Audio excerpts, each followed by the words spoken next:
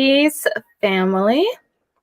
How is everyone doing today? Greetings, greetings. I'm so happy to see you once again. Okay, let's see here. How are you feeling today, everyone? Tell me how you're feeling. I'm feeling pretty good. I'm excited about today's live. And I want to take some time out here today. I want to thank everyone, all of my new subscribers. It's always an honor when people subscribe to my channel. So I just want to thank you to all the new subscribers. And I want to thank you to all the ones that have been rocking with me for some time. So if you are new or need a reminder, here at MaatSpeaks, we aim to bring balance back to our communities through the principles of Ma'at. What we're attempting to do here is to build a code and culture within our families, our communities. And we first do that by looking inward.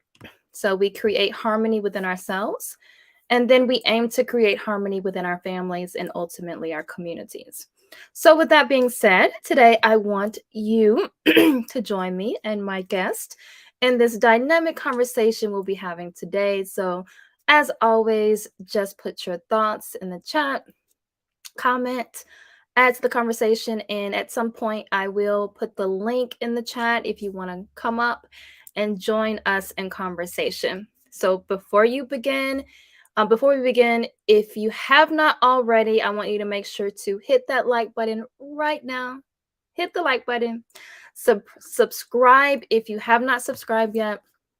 And just help this channel grow by simply giving a like, hitting the subscribe button, or sharing some of my content. Remember, you can also support this channel in a few ways. You can, of course, donate to the channel. So we have my Cash App, which is MaatSpeaks. We have Venmo, MaatSpeaks, and then also my PayPal, which is Gen Health Revolution. You can also buy me a cup of tea at buymeacoffee.com/MaatSpeaks. And then let's see, you can also follow me on Instagram at instagram.com/generational health revolution. And then also go on over and check out my website, which is generationalhealthrevolution.com. Okay, family, we are going to get into it. Just remember, before we get started, anything that I share today, it is protected under the copyright disclaimer under Section 107 of the Copyright Act of 1976. It is fair use, and it is for the purposes such as criticism, comment, news reporting, teaching, scholarship, education, and research. With that being said, we are going to get started here. And I have asked a fellow content creator. He is the creator of Critically Drinking. You see him in the chat. But I did ask him here today because I really like the way he breaks things down. I think he's really, one of those people in these spaces that are really trying to do some good.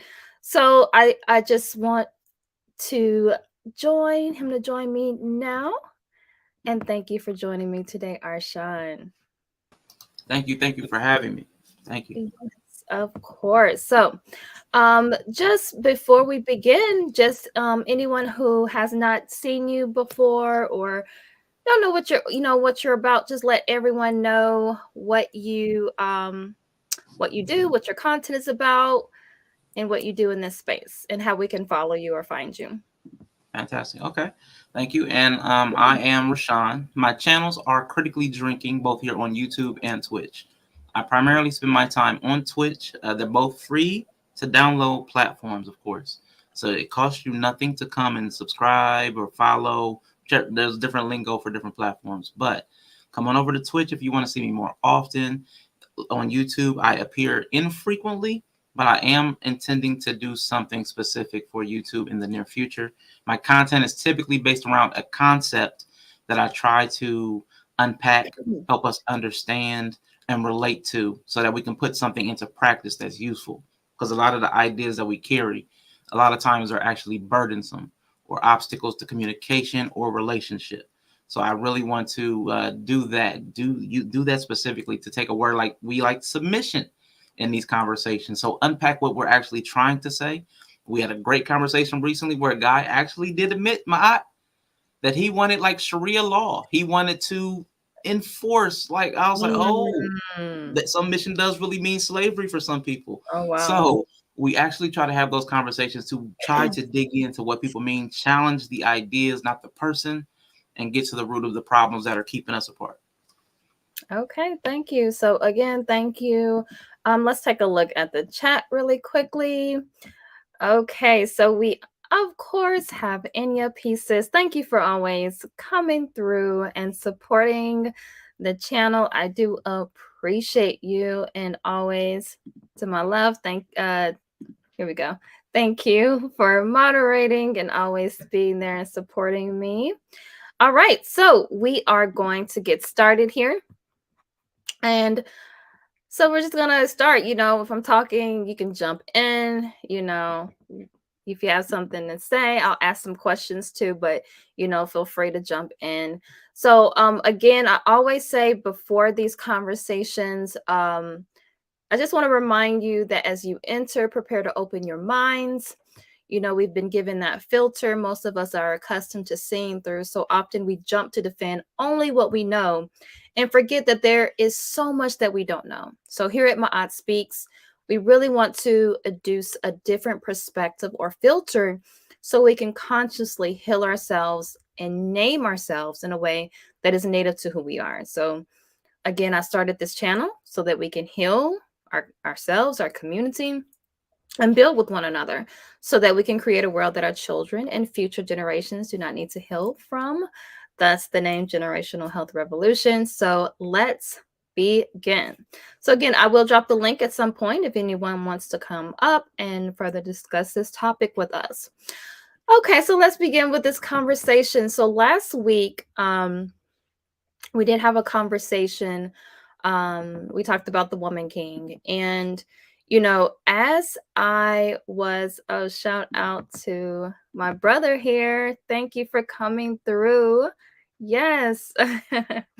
So, so I talked about the Woman King last week. And so as I was preparing for this live today, I thought about how the the Woman King and the reactions to the Woman King was a great example of what we're talking about today.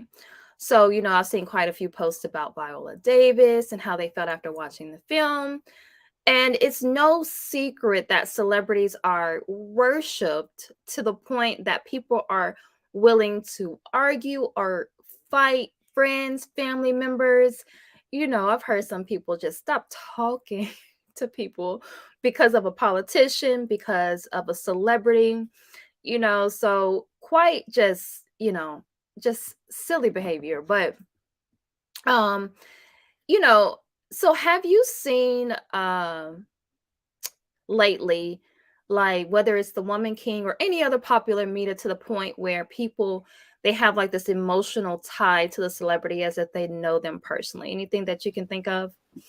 Oh yeah, the first thing that pops in my mind would be the Black Panther 2, because Mm, they even argued over should they recast the guy that Chadwick Boseman, who's yes. deceased. Uh-huh. So Mm-hmm. they argued because, well, he was such a figure in real life to some people that it resonated with so many people, the Black Panther iconography, that they don't even want it recast. But Yeah. other people want to see somebody embody the role so that the art can take place. Mm-hmm. So there was that whole argument like, well, no, this person was more important than the art. And other people like, no, the art is more important than this one person.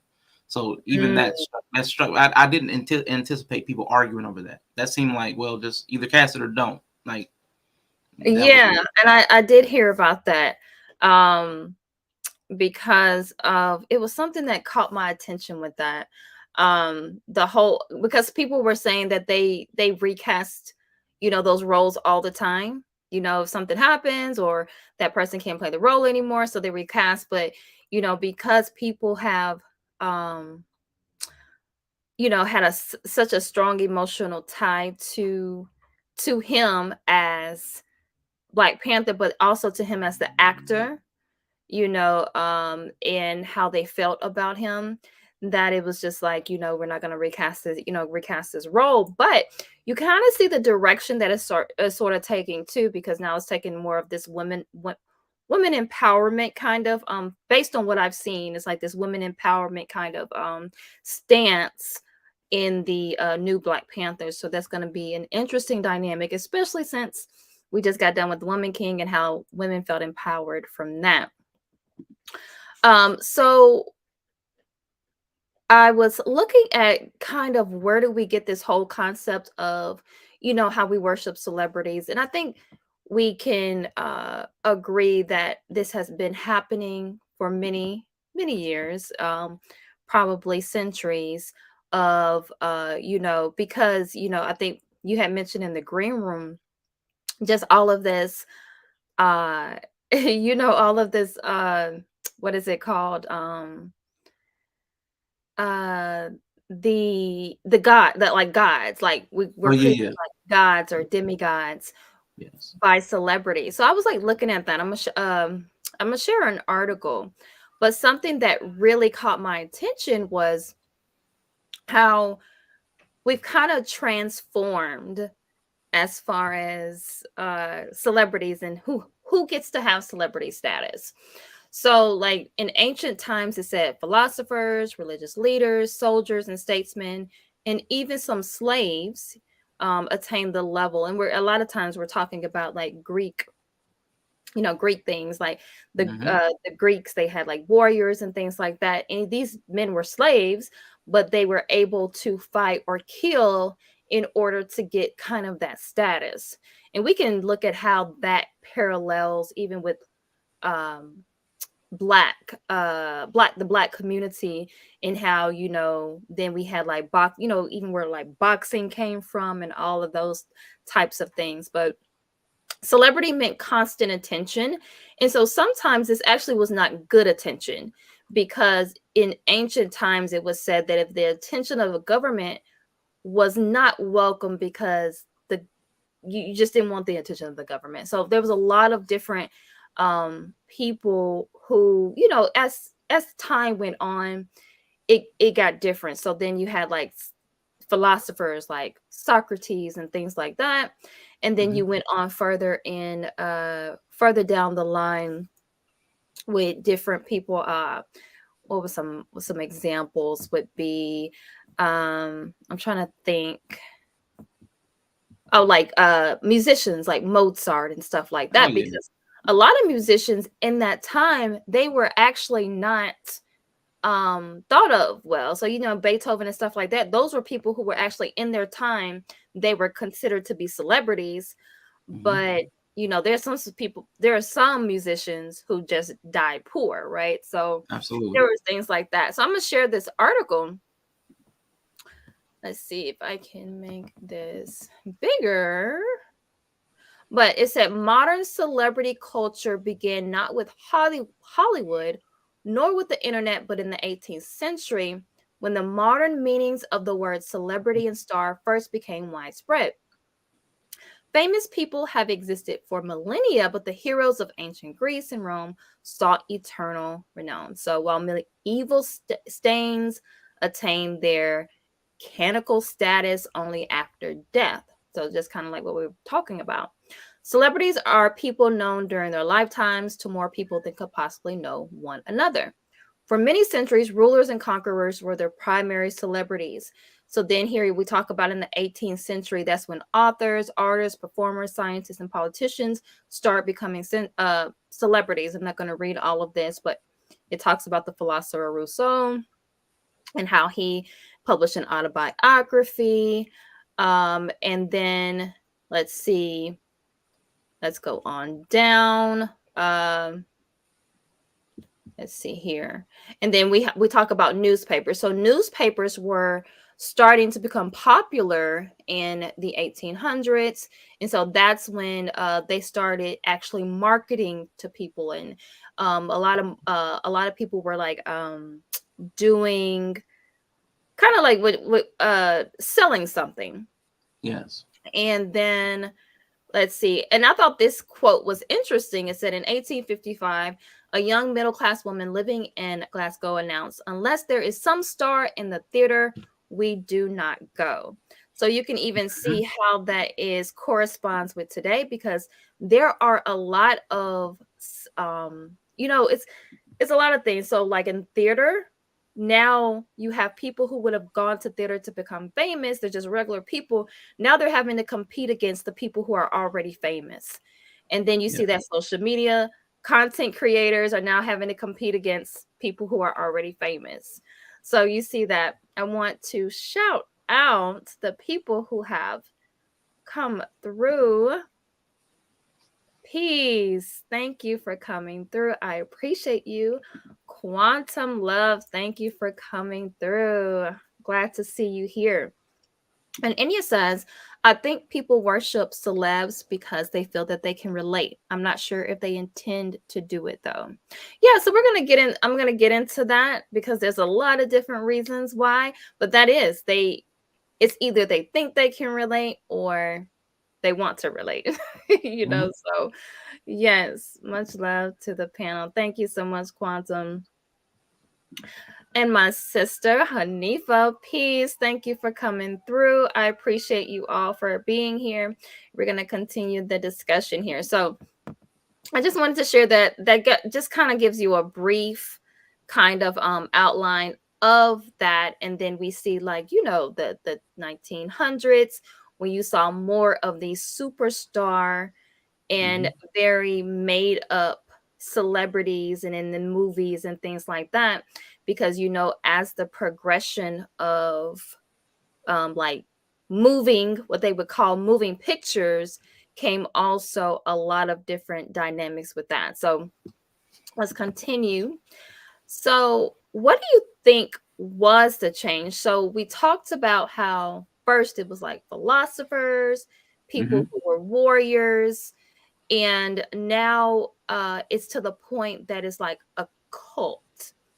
So what do you think, is the change that happened from maybe at that time? And do you think there are people who are still perceived as celebrities if they are warriors? Because I don't think we pay a lot of attention to like the military and people like that who like die for the country or whatever as Right. quote unquote celebrities. No, I would. I believe you're right, and there's two parts of what you're saying. The one is what I think happened was over time the quality of life changed. Mm. So the ability, like you said, warriors back in the day, they would die young. Philosophers, they might say something that, like you said, it would upset the political establishment. They Right. might die young. So a lot of things in the olden times, people did not live to an age where they could carry their esteem for long periods of time. Mhm. But now, with the quality of life being, you get that progression where things have evolved, where that young lady could say, "Well, if it doesn't have a star in it, I don't need it." Right. Because there's so many more people, because we've lived so much longer, so there's much more available, like even content creation, there's so much more available. So then you get to be choosy and selective and choose only the best. You see what I'm saying? Mhm. So if there was only a couple people, because nobody survived past 30, that was a great warrior, because there was so Right. much combat and war, you Mhm. have few people to look up to. You have few great generals, because nobody got to rise to that rank, everybody died. But now Mhm. everybody gets their full lifespan to achieve whatever their potentiality is. So you get to see it more developed. So that's the first part of it. Why I think it happens, why it's different. We just have so much more to choose from, because there's so many more people, so many more talents, so many more areas of artistic freedom and creation. Now, That's what a was the second that's part of that that's a question? that's a good point. So now we are more celebrating, instead of celebrating people who are like philosophers or have that warrior, Yeah, we're really celebrating people just based on it's kind of like you know it's kind of like with content creation, right? Like sometimes you look at the different people who are famous or who become famous. It's just like more, it's like people will sometimes gravitate to people who already have a huge following.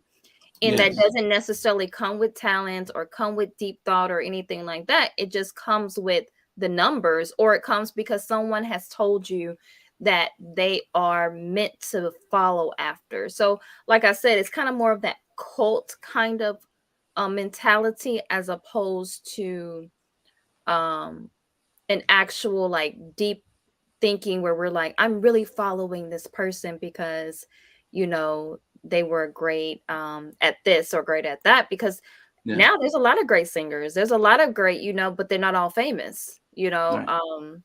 so I think that was the question I was asking, kind of the change from where it might have meant more to be famous because you were really doing something that was life changing, as opposed to now where, I think there's some people who are famous today who deserve it, but at the same time, I think there are people who are just famous.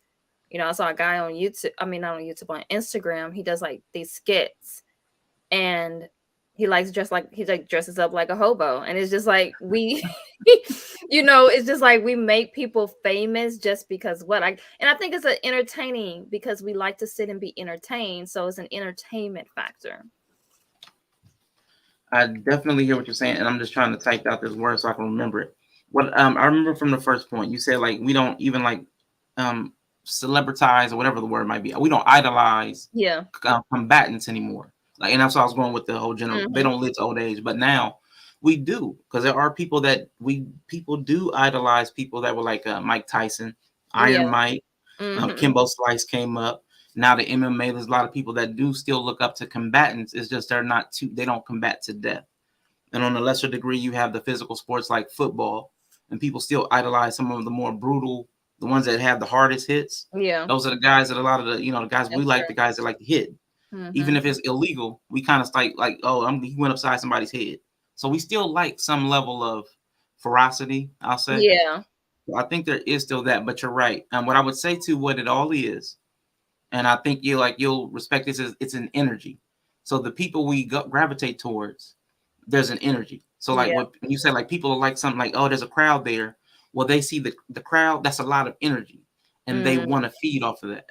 So yeah, a lot that's of a good people are point. drawn towards crowds. So you see a bunch of people on a corner. What's going on over there? I want to be a part of that too. I want to have the fun too. So a lot of things, like when people get fame, it's just a transference of energy. There's something that I'm connecting to from their energy. It might be their charisma, might be their whatever it is, but there's something that they're connecting to, that they're tapping into with you. And a lot of that's unconscious, which is what you're talking about. They're not governing themselves. There's just something innately that they're drawn to for whatever Mm, reason. It might be a faulty attachment style. They remind me of my father. I've got a father problem, and I'm drawn to them because they remind me of my father. It could be something as psychological as that. yeah. Yeah. But And I'm gonna get there since you brought it up. I'm gonna go ahead and address something you said, because that's a good point. Because a lot of these things and I mentioned this last week too, during the Woman King conversation, like it feeds off of sometimes a lot of these movies, these shows, they feed off of a deficiency within ourselves. So they're feeding off maybe some type of pain, and that's why we even in these YouTube streets, right, we gravitate to certain content creators that are speaking to our pain, speaking to our drama, speaking to our trauma, so we gravitate to that. And instead of maybe going to someone who's going to tell you like, this is what you're doing wrong, you don't want to hear that. I heard someone recently, and she was talking about, like, you jump, a lot of people, like in the spiritual community, we like to jump from person to person, because we only want to jump to the person that sounds good to us, yeah, so this person, oh, this person is, they're making me feel good, as opposed to, really listening. And as soon as that person says something that I don't like or that I disagree with, oh, I need to go find somebody else who is speaking to that. It's funny because even within celebrity, we are in a cancel culture, right? Like, so celebrities will get canceled quickly. We saw that. I might share something about Nick Cannon, because that happened with even with Nick Cannon, right? Like when he was speaking against again, he had the whole debacle with Professor Griffin, things like that. And then, he had to apologize, right? And that speaks to something else that we're going to talk about later. I want to shout out my family here. So yeah, but I appreciate you. Thank you for continuing to listen. Peace, Wally. Thank you for coming through. Yes, Arshawn, always dropping gems. And Sherelle.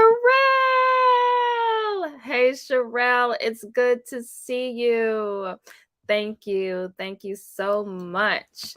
And All her right. show is coming out soon on her birthday. I can't remember when she said her Yes, birthday tell me when was, your but her show is coming because I want to make the sure that real I'm show. there.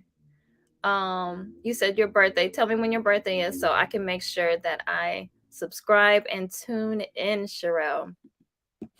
So let's see here. So yeah, so even when I think about this, we it especially the culture as it is today, society as it is today, and how we gravitate to that celebrity worship, it really kind of started at a young age. So do you think we worship celebrities like in a childlike kind of fantasy way? Like, is it kind of childlike? What would you say about that? Absolutely. It's what you said a moment ago, right before you read the chat. You said there's a deficiency in us. Mm-hmm. So typically, what you said, what we're drawn to a lot of times speaks to the undeveloped part of us. So Mm. that whatever's undeveloped, like when I said attachment styles, if whatever speaks to that, if I feel weak, I'm going to seek places that make me feel stronger. Whether Mm-hmm. that's either in comparison to everybody else where I stand out and feel stronger, or maybe I'm a part of a group that makes me feel secure because I have people to protect me. So everything that we're drawn to, it does speak to something up within us on some level. But eventually you will quit as your parents. Sometimes you look up to your parents. Maybe you outgrow them when you start to realize that they're human as you age to a certain degree. Then you'll maybe look up to some mentors or professional development people that are ahead in your career. Well, Mm-hmm. then you'll realize that they're flawed too, and then you typically become disillusioned sometime around 30. You like everybody's messed up. So then you start figuring out for yourself, and typically you come into a space eventually of kind of looking into yourself for the answers, where Right. like God is within, as opposed to looking for God within other people or the solution within other people. You'll find the God or the solution within yourself. So that's typically it is a level of immaturity when we're seeking it out. Not that we can't be entertained by it or be informed by it, but when you're dependent upon it, almost like to a chemical nature, Yeah. that's what I mean when I say to a deficiency or immaturity. Yes. That is so true. And shout out. Okay, Sherelle, thank you for that. I will tune in and salute and much love to you, Sir Hill. I appreciate you coming through. And so, um, speaking of okay, of that, I think it's when we talk about like that whole idea of um that kind of like that childlike fantasy. And I think about like Disney movies, like, as little girls, we had our favorite princess. We bought into these fairy tales, right? And we can see how these fairy tales have kind of made us think a certain way when it comes to modern relationships in a sense. And so I think also we're looking also for that representation in our communities. You saw that a lot with the whole idea of the Ariel thing, right? So um I remember I was on Facebook, and I'm going to go to it. Let me see if I can share it, y'all. Um So I was looking at Facebook, and there was this group. I'm not sure if y'all heard about the group of like Christians against the Little Mermaid. And now Oh there's no. like there's a group that's humans against Christians against the Little Mermaid, right? And so what I found funny was, how what happens when we feel represented, and then there are people from another culture who don't want us to be represented, then we have to go back and be like, no, like it's like it's kind of like what you're saying, that energy exchange. Like, well, no, you need to accept me. Like, accept me, accept my Ariel, accept, like, we want to be accepted, and it feeds back into that. It feeds back into that whole idea of, not only do we want to be represented in this society, but we want them to accept us in this society. So a lot of that feeds into the kind of the celebrity obsession, because we're like, well, these are our representations in this society. So look at our representations. Look at people like, Beyonce and Jay-Z and all of these different people that look like us. And on top of that, we want to make sure that you accept those people because they're representing us. And like Enya had said earlier, it's like we relate to those people. And so that goes into like I said, we have a warped thinking because I feel like of different shows, Disney movies. You can name a lot of different things. So that goes into the whole idea of relationship goals, right? So we've seen in the media lately how people kind of center their attention around Nia Long and the Boston Oh yeah. Celtics coach, right? And so a lot of people, they saw her as like the girl next door, right? Because we grew up watching Nia Long in movies. I think the Yep. first movie that I really, really remember her in was Boys in the Hood. So she was Okay. like the pretty girl next door. And so then she, started, you saw her all the time. So you saw people started centering around her, because it's like, and I think a lot of times with women, we do this thing where we feel attacked when it's another Black woman, because we're like, well, if you gonna cheat on her, who am I? Mhm. Yep. Like, and so a lot of times we get into that we get into that. And so even like with the, remember like Beyonce and the Jay-Z incident. And then I think a lot of times it's like people, and, people forgave Jay-Z because, Beyonce stayed with him. So, who am I Yep. not to forgive him? But, people have like it's a cult when it comes to Beyonce. That beehive is, Mhm. people have whole debates.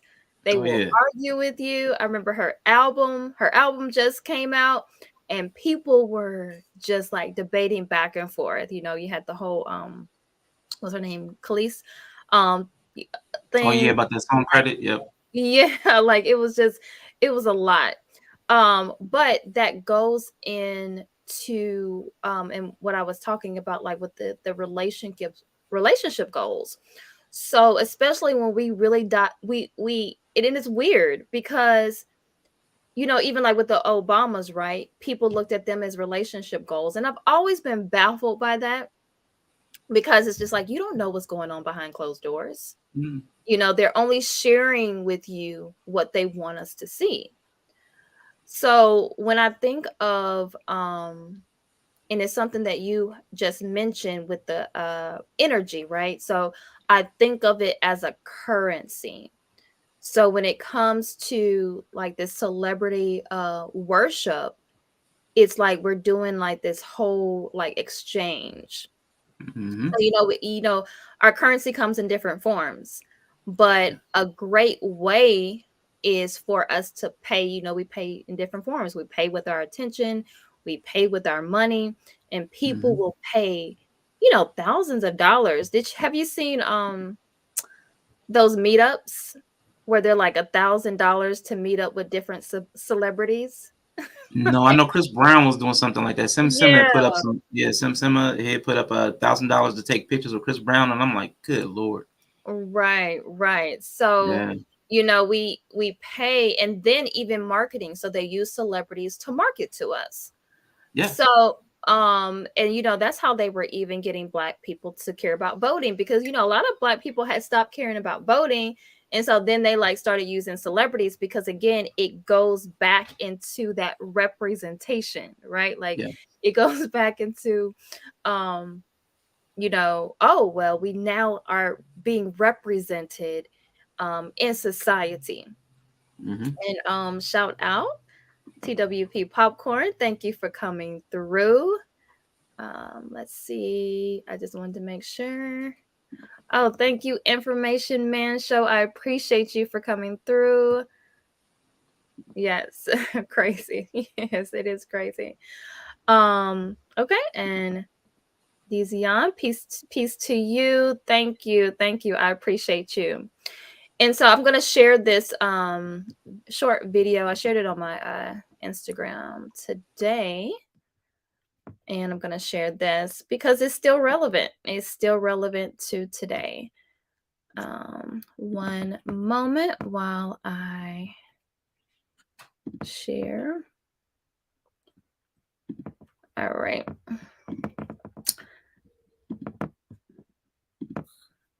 And let's see. There we go.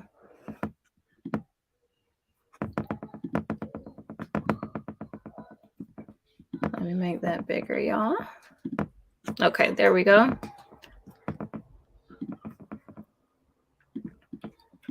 I just told you a little while ago, these leaders that they call leaders, this included Lena Horne, this included Dick Gregory, and this included comedians, comics, trumpet players, baseball players.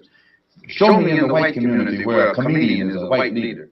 Show me in the white community where a singer is a white leader, or a dancer or a trumpet player is a white leader. These aren't leaders. These are puppets and clowns that have been set up over the white community and over the black community by the white community and have been made celebrities and usually say exactly what they know that the white man wants to hear.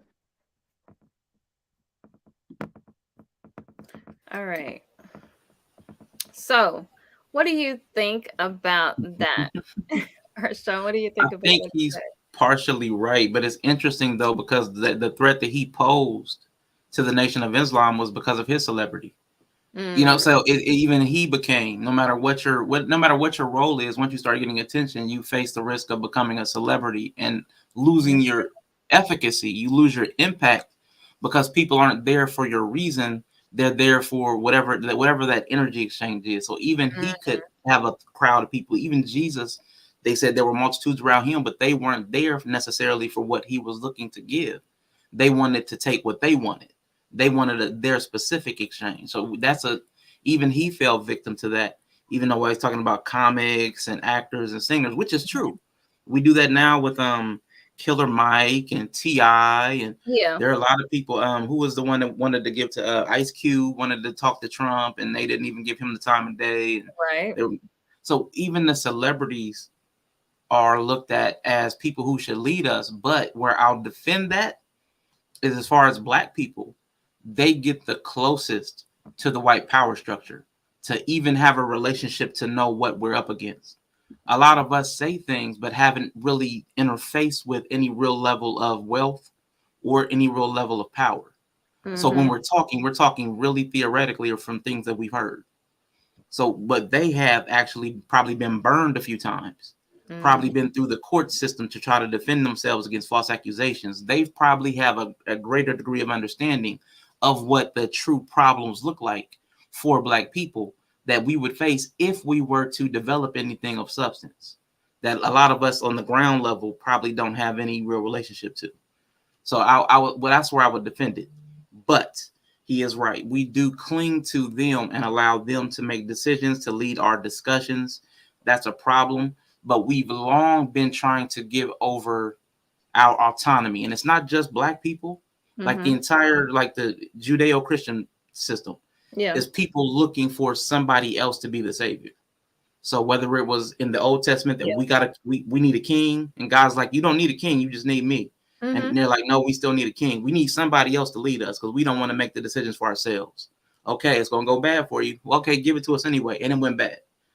Then it's okay, we get Jesus, Christians get Jesus, and it's still a problem. So no matter what the savior is, people will never, unless you take the burden on yourself to save yourself, you'll never truly be saved because you'll be looking for somebody else to do it. And it doesn't matter if it's a musician or a comedian. It doesn't matter if it's your mother or your neighbor or your wife or your husband. If you're looking outside of yourself for your personal salvation, you're always going to be left wanting because that other person has their own self-interest. Yeah, and that's a good point, because as long as we put certain leaders in our community, we say this is our leader, all they have to do is go toward get that leader. They have to attack that leader. Yeah, You that's it. right, like you cut the head off, right? And so then we're left scrambling, because we all feel like instead of us all being leaders in our community, you should not be able to attack one person and then the whole thing falls apart. You should always be able to um grow really, and I don't even want to say grow another head because that's like growing another leader, but you should always be able to continue whatever you're trying to do, and so that's a lot of times what is happening in our communities, because like you said, we're looking outside of ourselves, and we're looking for what we have convinced ourselves is the dominant culture, the dominant society. And so we are looking to fit into that dominant society. And as long as we're trying to fit into that, which, was never meant for us, then that's also going to be an issue. So that is, and what he said, and I agree with you, because he was, who does not know who Malcolm X is, right? So, when it comes to that, yeah, you do fall prey. But I think one of the things is what we have to look at is, what if we're going to have people like that who are speaking up, they do need to come with certain criterias.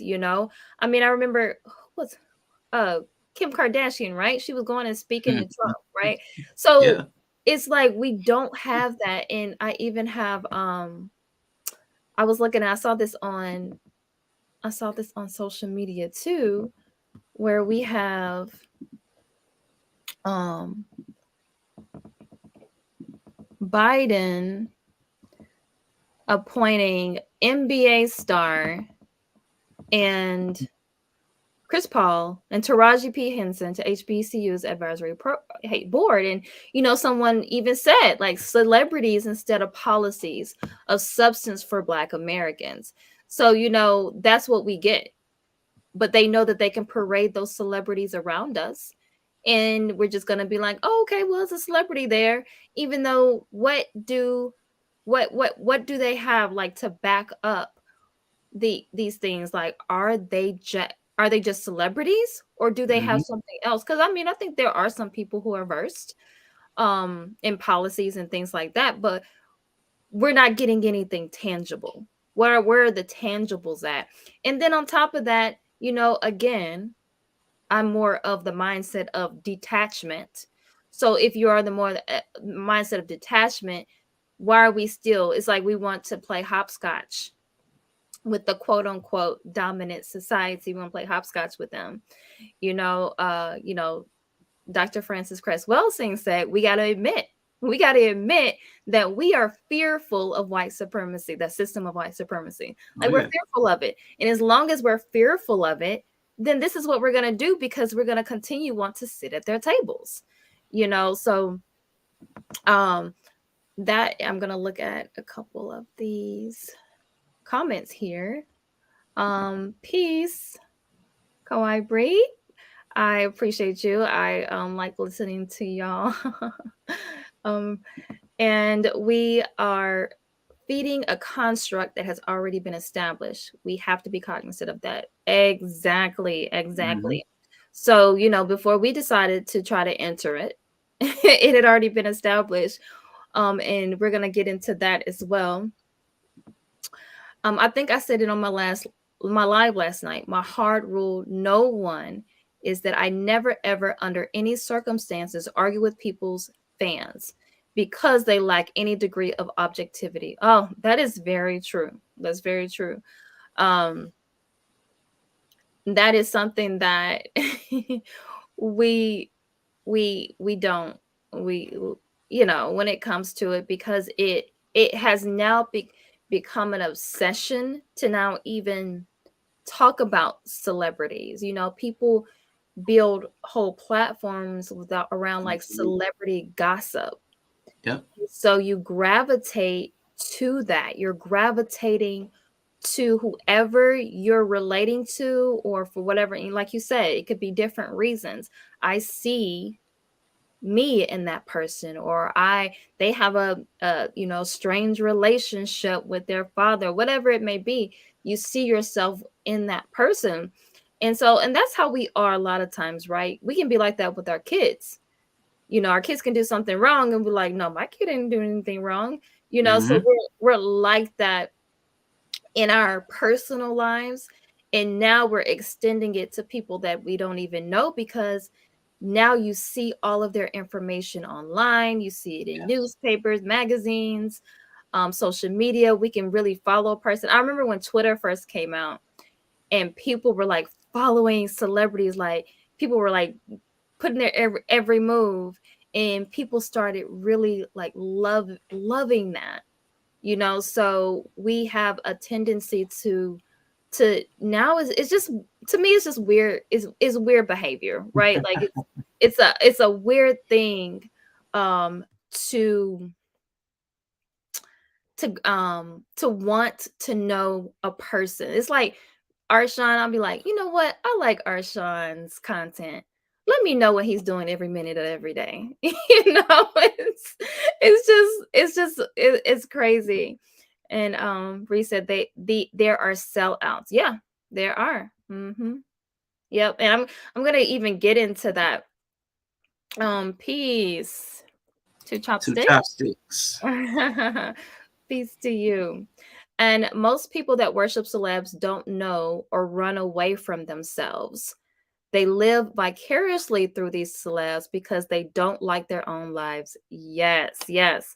And that's something that we're going to talk about in just a moment, because there's a whole there's a I'm going to get into that in just a moment.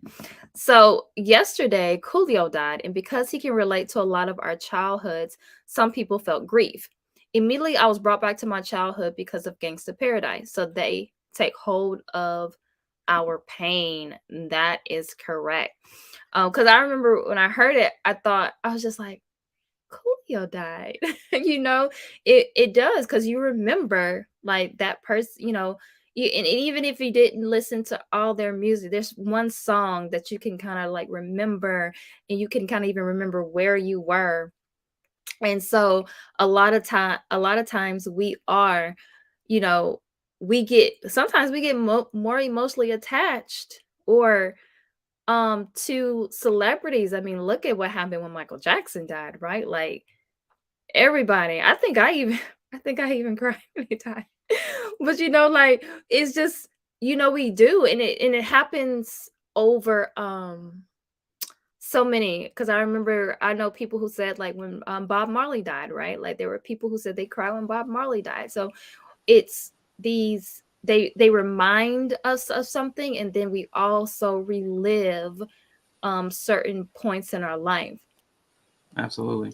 I Um, think also that there's parasocial relationships. Like some people, we like you talked about Neil Long. You'll mhm. see somebody for so many years of your life, or you'll grow up watching their content. Like so many people grew up watching Blues Clues. So when that guy Steve from Blues Clues came back to Twitter at the age of 30 something, like people were crying. You know what I'm Mhm. saying? So like because they remember as a child bonding with this person through a screen. So I Yeah. think this has a lot to do with the age of people being brought up with screens, like whether it's television, phones, tablets. People who are brought up with these screens, if you're with the screen and not somebody in your real life, you can develop attachments through the words and through the motions and demonstration of people that you don't know. And it's a Right. safe relationship. They're not hurting you. So Yeah. it's all Mhm, joy, mhm. all like dopamine or whatever. So if you're constantly getting fed that constant chemical release of joy and happiness from this person, and never having any of the negative affects or any of the negative feedback from the person, them telling you you're Mhm. wrong or rejecting you, it's all positivity. It's easy to get hooked on that. Like chemically, I think that's something that we have to talk about. But it is in a form of escapism as well. So I know people talked about people trying to escape their lives. There is a lot of escapism too, but that's something that Yella talked about last night. Now I'm gonna have to rework that philosophy. Everything in a way is what we're doing is some form of escapism. Yeah. Because even trying to self-develop, you're trying to escape the self that you are today to a better one tomorrow. So in some philosophical level, you're always trying to move away from this point. No matter which direction you're moving into, you're still trying to escape your current position. So there's That's always a good point. I want you to hold on to that because I'm gonna bring that back up because of the whole idea of programming and programs. So I want you to hold on to that. Revi. Oh, thank you. I appreciate you. And never. And let me rephrase about crying. It was the funeral. Well, like I was watching the funeral because like Michael Jackson funeral, like didn't it go on for like a few days or something? But anyway, I kind of teared up a little bit when they showed him as like a young boy. How they do with the music and stuff. They bring like but you grew up with them. Like from Yeah. seeing him as a child and Yeah. seeing him as a teenager with the pimply face, and then transitioning to the light skinned Michael and him marrying somebody and then I was being a with somebody else and kids. hardcore Michael Jackson fan. I really was.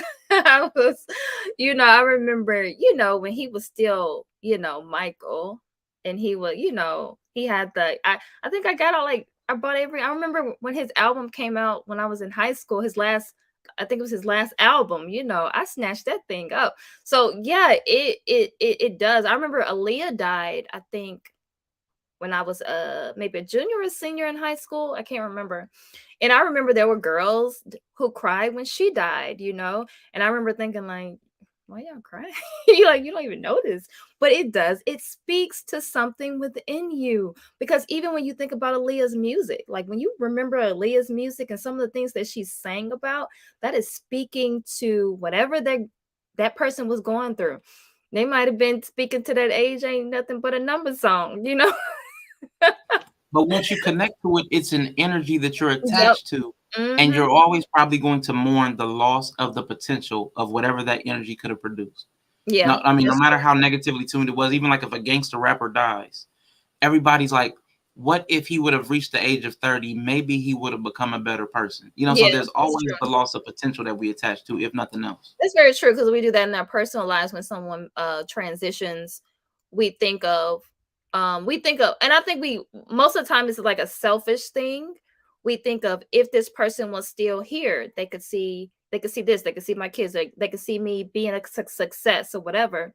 But when it comes to celebrities, we're kind of thinking of them as in, because I think one thing that I always say about Michael, and no matter, what we believe, because, Michael, he had some issues. But one thing I remember thinking was like, man, I just miss him creating, because he was a phenomenal artist, because, I'm a musician. So when I think of like the phenomenal musicians and artists, he is like probably number one when I really think about it. There's some other phenomenal, but he is one of people say there's never going to be another Michael. So when it comes to that, so it does speak to that in who we are. We relate to that, we relate to those things, just like you said. And you said we didn't cry when Michael Jackson died. I cried while eating fried chicken. And yeah, it's the memories of the chicken. It's the memories of the chicken or the memories of Michael. I hope it was a memory of Michael while eating fried chicken. I really hope that's what she's saying. Okay, I think that's what she's saying. You can tell it's in you. Yapo says, my only pushback is that he is right, but only if the goal is to have dealings with the power structure. No such proximity is necessary if the goal is to separate, which I believe is our only hope. I do believe that. I believe separation at this point is all we can do at this point. I listened to Dr. Murabani the other day, and that's what she said. She says, we think that harmony means being in harmony with the white power structure. That's not what it means. It means being in harmony with ourselves, being in harmony with the collective, and we can separate from them and be in more. Actually, we're going to be in more harmony separating from them than we are being within their systems, because their systems are not meant for us. So, that is, I think of it, and we're gonna next week talk about capitalism as well, because that's a part of their systems. So Bree said, I can't lie, I used to worship celebs and follow them on social media, but not anymore. And sometimes when I see you see a celebrity in the news, you're like, oh, let me go see what's going on with them. Or you might hear somebody, you might hear something, some kind of gossip, and you might go to their Instagram. And we do this with social media content creators. We do this with reality TV people, all of these different people we do this with. And we're going to get into that. And he said, I apologize if he's already addressed that. My Wi-Fi cut out and I may have missed his full statement. Oh, okay. All right. If I may, I just want to, again, just respectfully, because this is where between me and you and the gentleman there, I know where we're going to have a fundamental disagreement. Like, I had to come to terms to accept that there's no way to defeat capitalism by still participating in capitalism. Me being a streamer, all the commerce I do is still capitalism. I'm steeped in capital. I'm wearing capitalism. We're just as much as the system as anybody else is. It's just we are trying to think of a better way. So either we're going to be of the system or try to work around the system. But if we really wanted to escape the system, we could get a passport and flee. We could actually do that, but we're not doing that. We're staying here. Well, so I think there's a level we have in the system more than just in the four walls of the United States, though. Like when think about it, like capitalism, imperialism, that's global, So then where will we go? I mean, and that's why we have to. And that's the thing. Well, how we were talking in the green room about building with one another, because we have to build outside of the four walls of social media as well. Some of these conversations we can't have online. Like some of these conversations, they have to be, because that's a great question. Where do we go? Where do we build? How do we build a community if we're really serious about building a community? Like those are things that we have to, really talk about. And I'm going to go into even the whole idea, because when you think about the whole idea of, and I told you to hold your thought, because the way that I see celebrity, in this way that we view celebrities, I see it as just nothing but another program. So to me, this is like a computer program, right? So we have computer programs that can run simultaneously. And so within this system of white supremacy, which we know is a system, they have to get us to believe that we as Black people are inferior and that they are superior. And we know that's just a belief, not true, it's just a belief. So in order for us to do that, they have to instill us with all of these different programs. And just like you kind of mentioned before, we can depart from one program, right? Like we can leave a particular program. So like religious programming, right? That is a program that we can say, okay, we're done with that. But at the same time, we are still participating in other programs. So in the system, this white supremacy system is not just about oppression, but it's about their advancement. So we have to understand that dynamic, because I don't think a lot of us understand. We just think, oh, white supremacy means they don't like Black people. No, it's about them advancing. And then if you have read or listened to Dr. Frances Cress Welsing's work, she talks about genetic annihilation. But besides that, it's to their advancement. So we are in service to them. So we have to understand that, even if we agree, because I've spoken to some people and they believe in oppression, they believe in institutionalized racism, but they don't believe that they don't understand the actual system of it. So in order for us to believe in this system, we have to have different programs to make us further believe in the system. And celebrities is one of those quote unquote programs. And so, and why is that a program? It's a program because in order for us to participate and continue to believe in this system, we have to see people like us participating and doing well in their system. And so, but at the end of the day, they are still in service to this, what I call the big computer program, which is the big system, which is white supremacy. So a lot of times when we see them, and you talked about that energy exchange, they need us in order to advance. And we know in European thought, that means in order for them to advance, that we have to be oppressed, because that's how they think, right? So in order for their patriarchal system to succeed, they have to oppress the women, right? Like, so that's European thought that we have Yeah, adopted. the zero-sum game. Yeah. Right.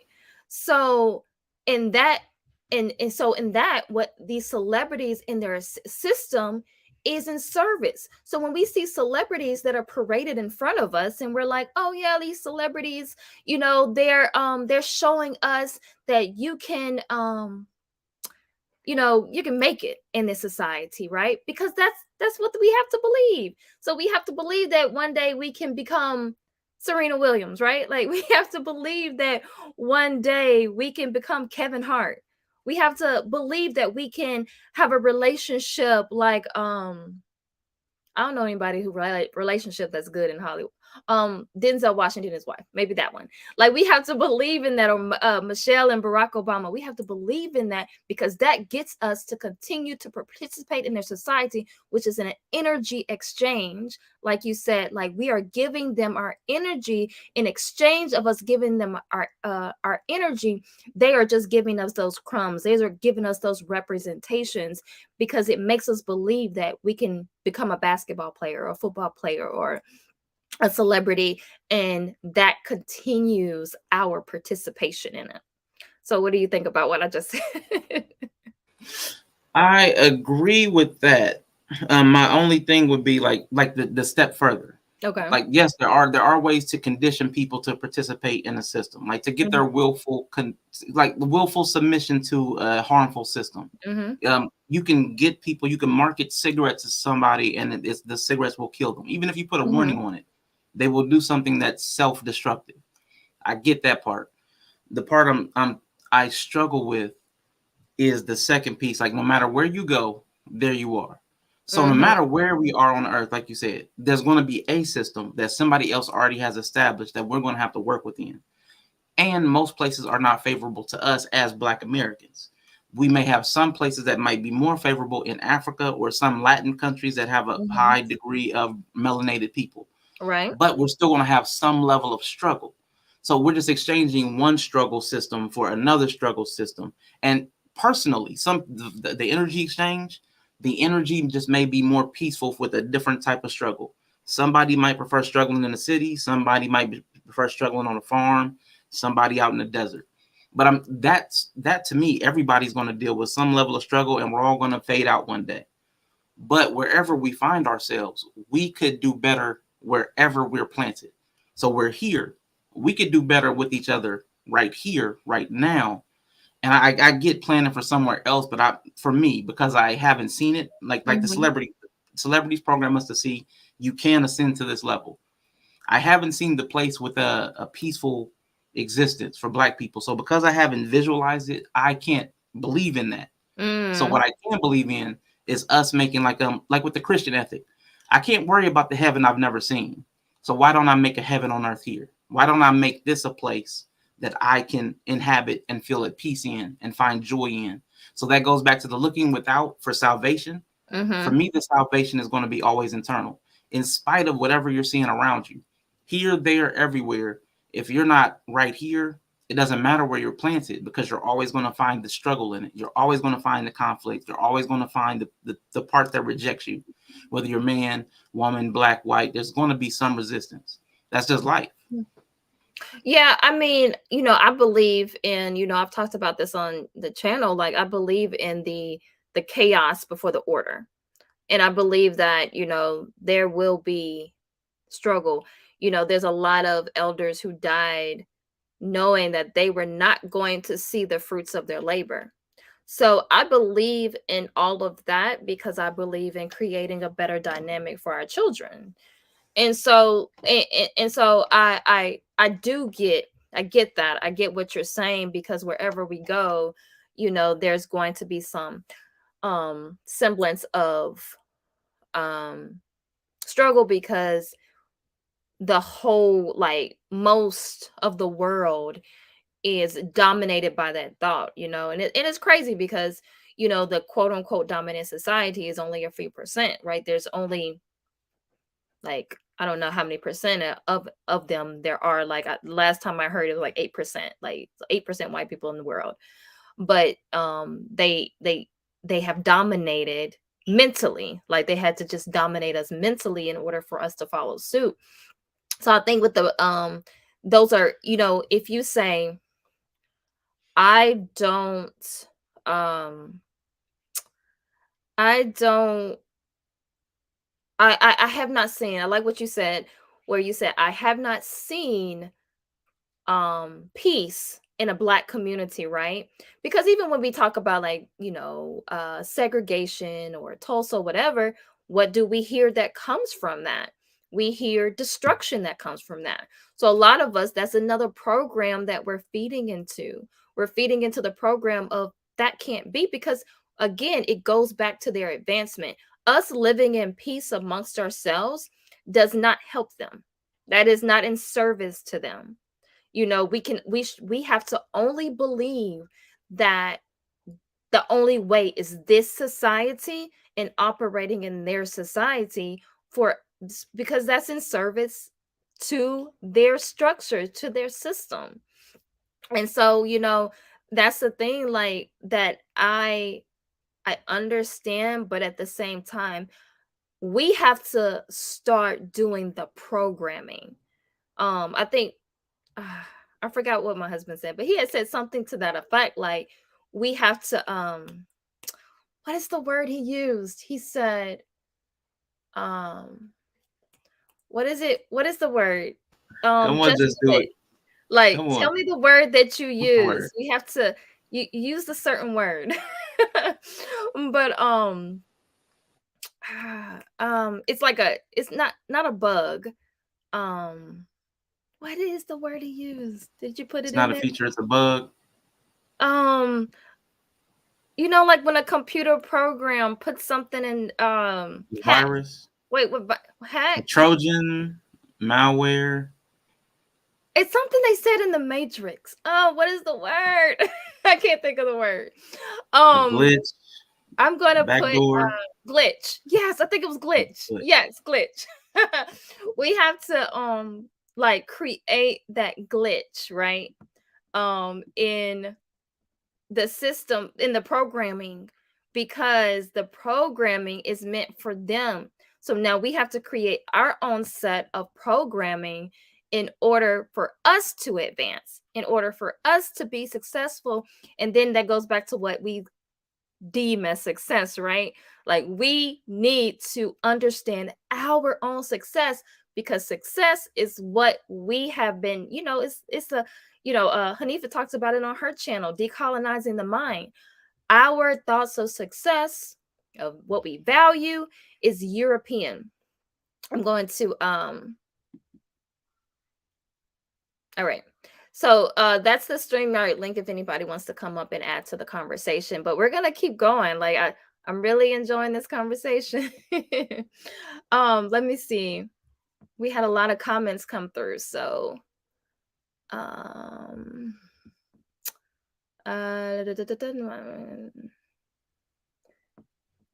um okay, so to Chopstick said, people imbue and attach energies to symbols or idols. These symbols can steer the subconscious mind. Yes.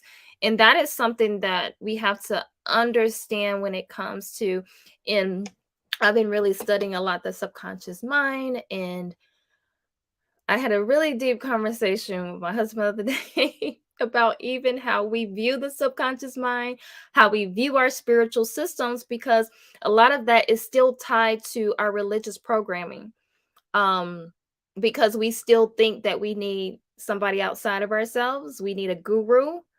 We need we need somebody to help us when all of those things exist within ourselves. So we do start, we have in the conscious community, we have idols in the conscious community. We have people, I talked about it last week a little bit, with a lot of people who we deem, we respect them highly, we sort of idolize them, and they can say no wrong, they can do no wrong. That goes back to even celebrity worship. We've seen, oh man, we've seen how, and it's a difficult one. So we've seen like athletes, musicians, Cosby, all these different people who have done something, but we as Black people have deemed, because we hold them up on a pedestal, we don't want them to come down from that pedestal. And we do know we have that attachment to the fact that Black men in our community have been wrongly accused as well. So it's hard for us to know how to balance that, because we say things like, well, the white man gets away with it. It's just like, and then, and so we have to understand how to balance not wanting our people to, like, we don't want our own people to oppress us. Like, we got enough of that being done to us, but we don't want that to be done. But we do understand that there are some people who will come out here and lie and say things against people in our community as well. So, even with that, what do you say to that? Because there's a lot of, there's two people who fall on the R. Kelly side, right? There are people who say, oh, well, those girls know, or whatever. And then there's other people who are just like, no, like, what he did wrong, he deserves to be under the jail. So what do you think? What is the balance within that? With that, it actually ties into what we were just speaking about. I honestly do really believe this is an internal struggle. Like, I'm gonna come back to it, and I know what I'm gonna say might trigger you. So like let me work to the end of it, because I'm working through it as I talk. We over-identify with Blackness. So we have somebody else that pushes against our Blackness, but we were born into this. We didn't choose it. We were just born into it. So because they're pushing against it, it becomes a thing to us. So now it's a thing. We're Black. So now anybody that's anti-Black, that pushes against that identity that we take on because somebody's against it. Okay. We're not really Black. We're just a being. I'm a being. No matter that person, like you said, that celebrity that idolized, because we've attached our being to Blackness, so we see another Black person pedestalized, we want them to stay there because that lifts all of us. Like the respectability politics. If they see them up there, if they see positive Black folks, well, then maybe they won't think so bad about me because I know they see me the same way as they see them. That's another Black person. So rising tide lifts all boats. So we don't want to see them down because we need that rising tide to help lift us. Our ethnic image, we say that a lot, our ethnic image. So we can't have them de-pedestalized because we need them up for our own, sometimes our own self-esteem. You can't just on those celebrities that we worship. Our God has to be big if we want to feel big. So if we're going to worship something, it needs to be powerful. We can't let it come down. God can't ever die because that kills off a part of us. So the things we identify with as a God or as pedestalization, an idol, we can't ever let that drop. Even if it's our mother, we can't criticize mother if we've pedestalized her. Yeah. Nothing can ever get fair critique if we lift it up like that. If it's held up for worship, it can never be fairly thought of. It'll always have to be behind a layer of bias and protect it from criticism. But that's why I say about the everything has to be internal, because if I have an internal framework, no matter what the person's skin color is, if they're wrong, they're wrong. If they're right, they're right. And that's the balance. The balance has to reside within. Like you said, the scales, I think within the principles of Ma'at, there's a, light as a feather. Yeah. I believe like your heart has to be light as a feather.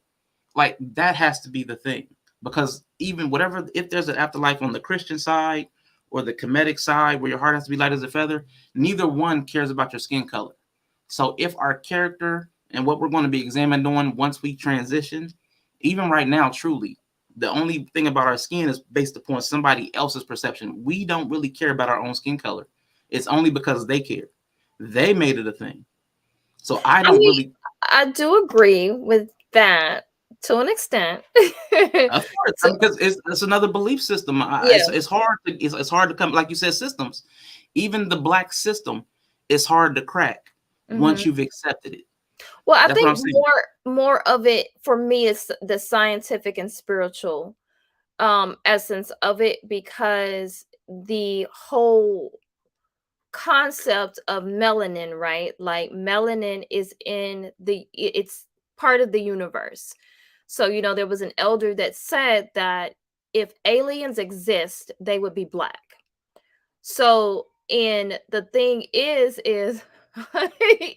and because it is, and I'm not going to even go into like the deep science of it because I'm not a scientist. But at the same time, it's what makes a lot of, different, people I've studied, they talk about it's what makes certain things function well. Now I know Dr. Sabi, he talked about it being carbon, right? Like he talked about carbon, and Dr. Frances Cress Welsing, she talked about actual like the melanin or whatever. But excuse me. But the thing is like even certain things within our own bodies, because there's also different types of melanin. And so the melanin, and it's just like, and I think this is the simple way to look at it. When you see someone very well melanated versus someone pale, in the way that their body moves to music, because you got to understand what is that aspect that is tied to that. It's not just because we grew up in Black culture, because there are people who grew up in Black culture but they don't move to that. We are connected more spiritually because our melanin, our connection to whatever you want to call it, to the universe and things like that. So the thing is, why do they have to make you feel? So there's two things that I feel with this. One, why do they have to make you feel that you're inferior? And then why do they have to make you feel that you are the same? So a lot of times they want to make you feel, and so we can say there's different things. Like we can unlayer this and say, well, this is a program and this is a program, right? But which one is the correct program for our advancement? So, and that's something I even talked to my husband about, as far as like I struggle with, because part of me wants to say that as a spiritual being, there is no color, right? But is that me getting that from the religious? Because you're all one in Christ, right? Like that's what they say. You're all one in Christ. And when I listen to Dr. Marimba Ani, she talks about that they have to get you to believe in that because they know that our race is superior. And that's just science. It's not even something like you see it in athletics. You see it in music. You see it in all these different, the things that we have created. Professor Kamba, he said the only thing the white man created was the patent office. So so that's why I disagree. I disagree a bit with that, because I understand where you're coming from, but then I always have to go back to, is that my programming into European thought? I get it. I get it.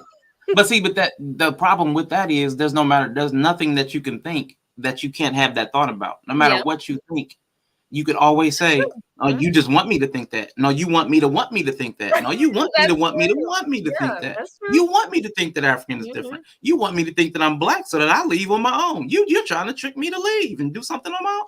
But So it is always I do think it's the words though, right? Because I think there's certain words that are used because English is not, English is not even the language of spirituality, right? But we right. try. There are some words that are that exist that you cannot even describe in the English language.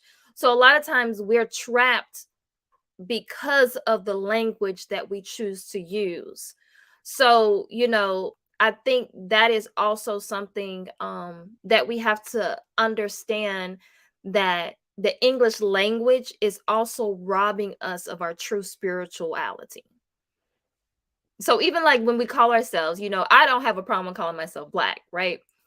I know there are some people, Moors, they don't agree with saying black, so but that is the construct, the actual word itself, not the fact that we are black, but it's or whatever, brown, whatever you want to call yourself, but it's the actual the construct is the word.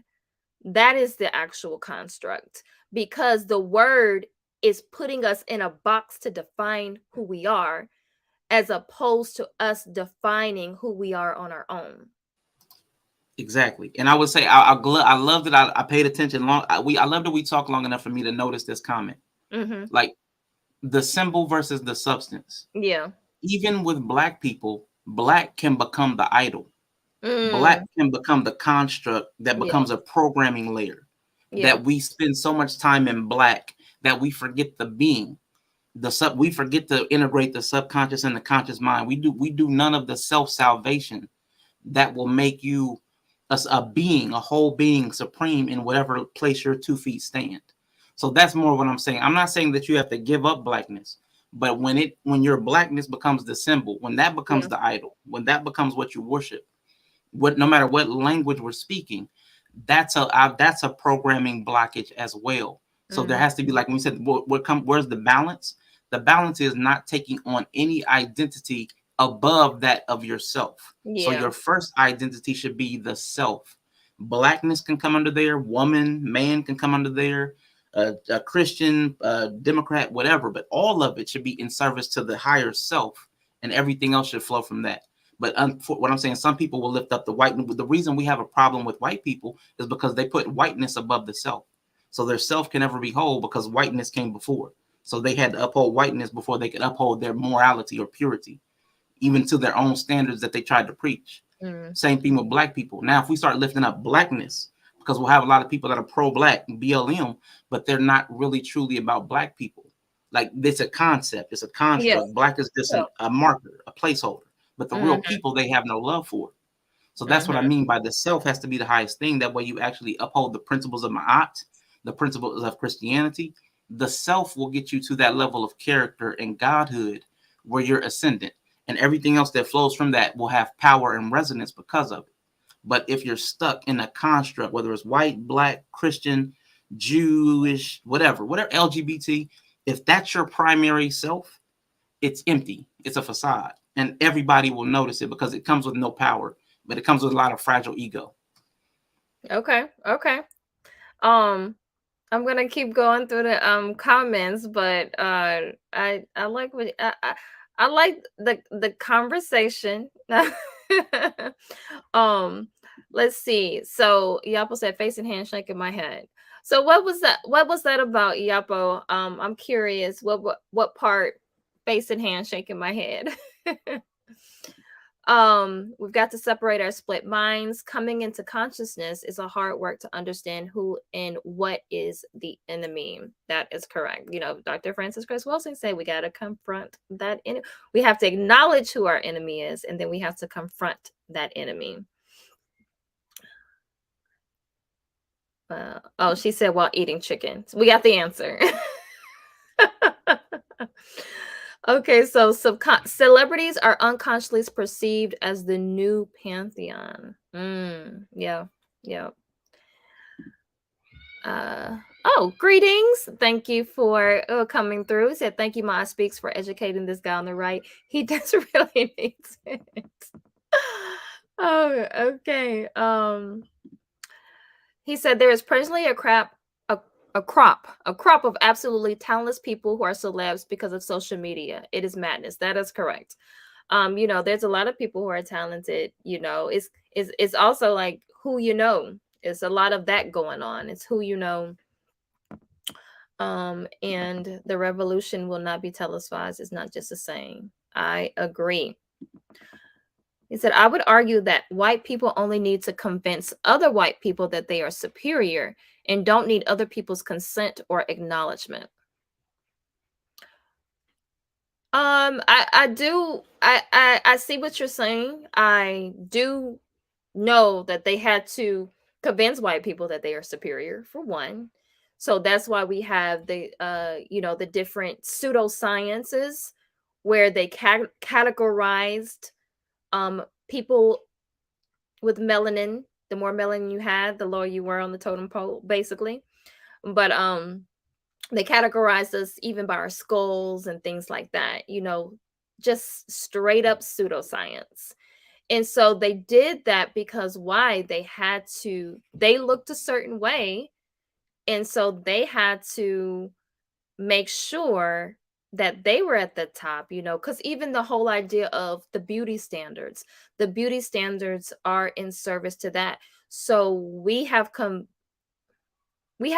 still have to, in order for us to participate, because if we think that, I just think it's intertwined, because if they think that, then by default, even if they did nothing else, we're going to think that because their society. So I guess I see what you're saying. Their society is encompassed of them, and they need their people to think that. So there's programming that happens where white people think, oh, because I look like that person, I am superior. But there was a lot of programming that also showed that Black people were inferior. So you could say that that was for them, or you can say that was for everybody. There's certain programming that happens in other countries that based on us. Like other people in other societies in other countries also have to believe that, we're inferior as well. But I do get what you're saying, because at the end of the day, their education system, which is another programming tool, is for them. It's not for us. But because we're in it, we also are now attached to that inferiority. He said there's definitely a program to make people feel dependent on the system. Agreed. So when people mention the names of a lot of today's celebs, and I have no idea who they are talking about, it makes me feel pretty darn good. Yes, I don't know any of these musicians. Like, people start talking about musicians, I'll be like, who is that? It makes I me don't feel know old. any. I know. I just like, a lot of rappers have died lately. And people be talking, like, they'll be talking about them, and I'm like, I didn't even know they were a rapper. I had no idea who PNB Rock was. I was like, I still don't know. neither do I. Neither do I. And then it was a show. What was it? What's that show that there's some new Black show? I forgot what it is. Oh, P Valley. I was like, what is Okay. that? I've seen that one. I've seen that one. Okay. I'm not even out of my 30s, and I'm right there with you. Right there with you. Oh, okay. Let's see. Insightful. Thank you so much.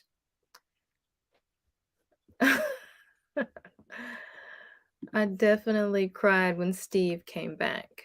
That's back when the Blues Clues. Oh, yes, I forgot about that. A lot of people got really emotional about that. Yes. And especially at the time, right? So we're going through the pandemic, and then yeah.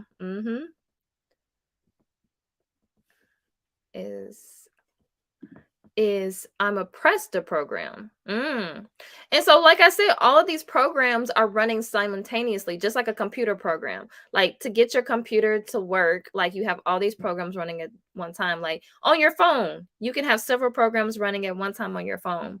So yes, I would say that that is a program, but we don't want to take away the fact that, I think some people, what they do is they see that as what is it, victim Olympics, by saying that you are oppressed. But that is the whole goal of this society.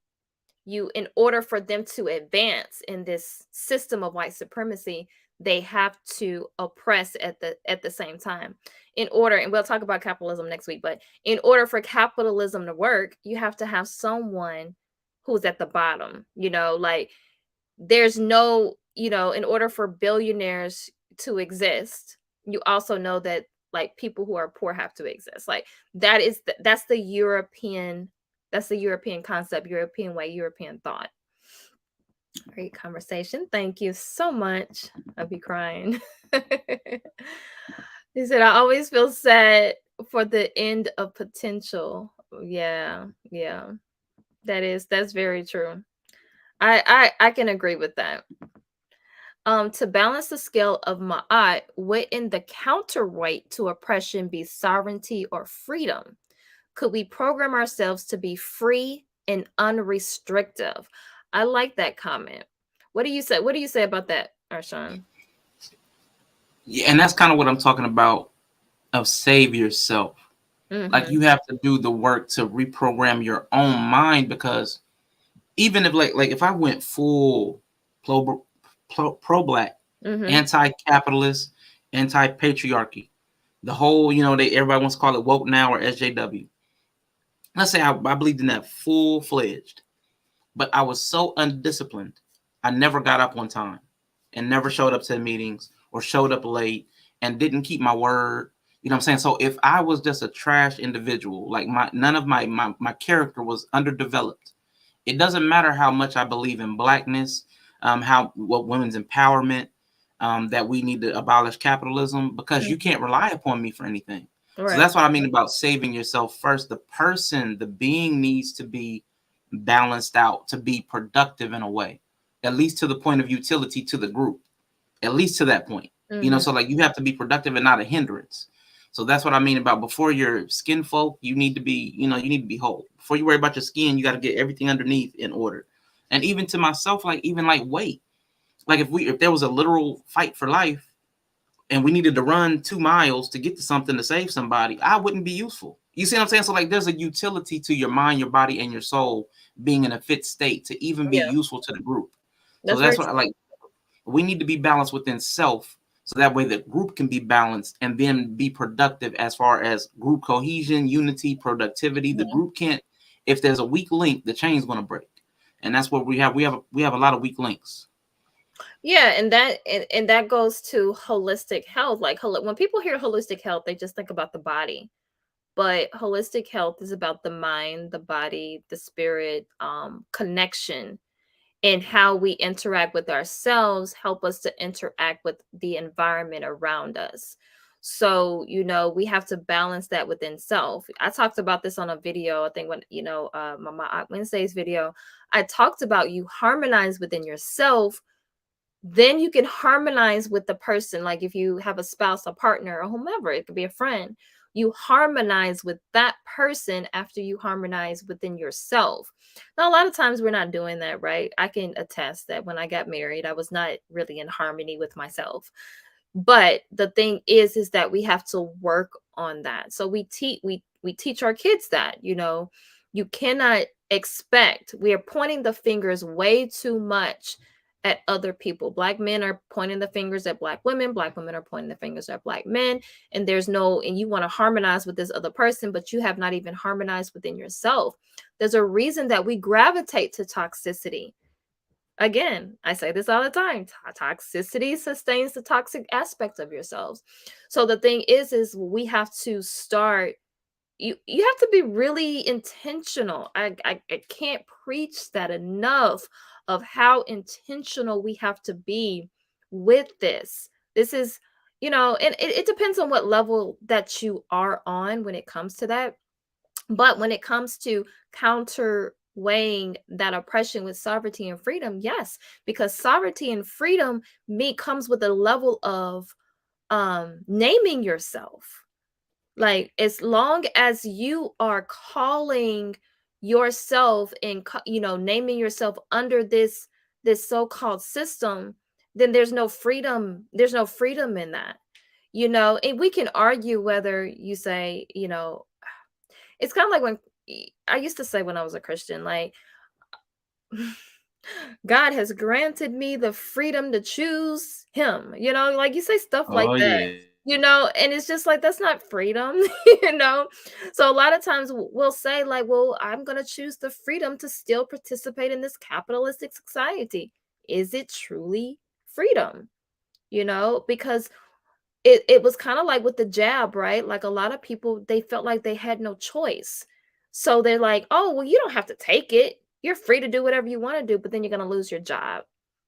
Then you're going to lose, if that in the ripple effect of that, if you had to depend on that, and they say, I don't know what to tell you. Like, you're gonna lose your job, you're gonna lose your income, which means you're probably gonna lose the roof over your head. All of these things. That's not true freedom. So we have to first understand, what, as a people, as a collective, what does that look like for us?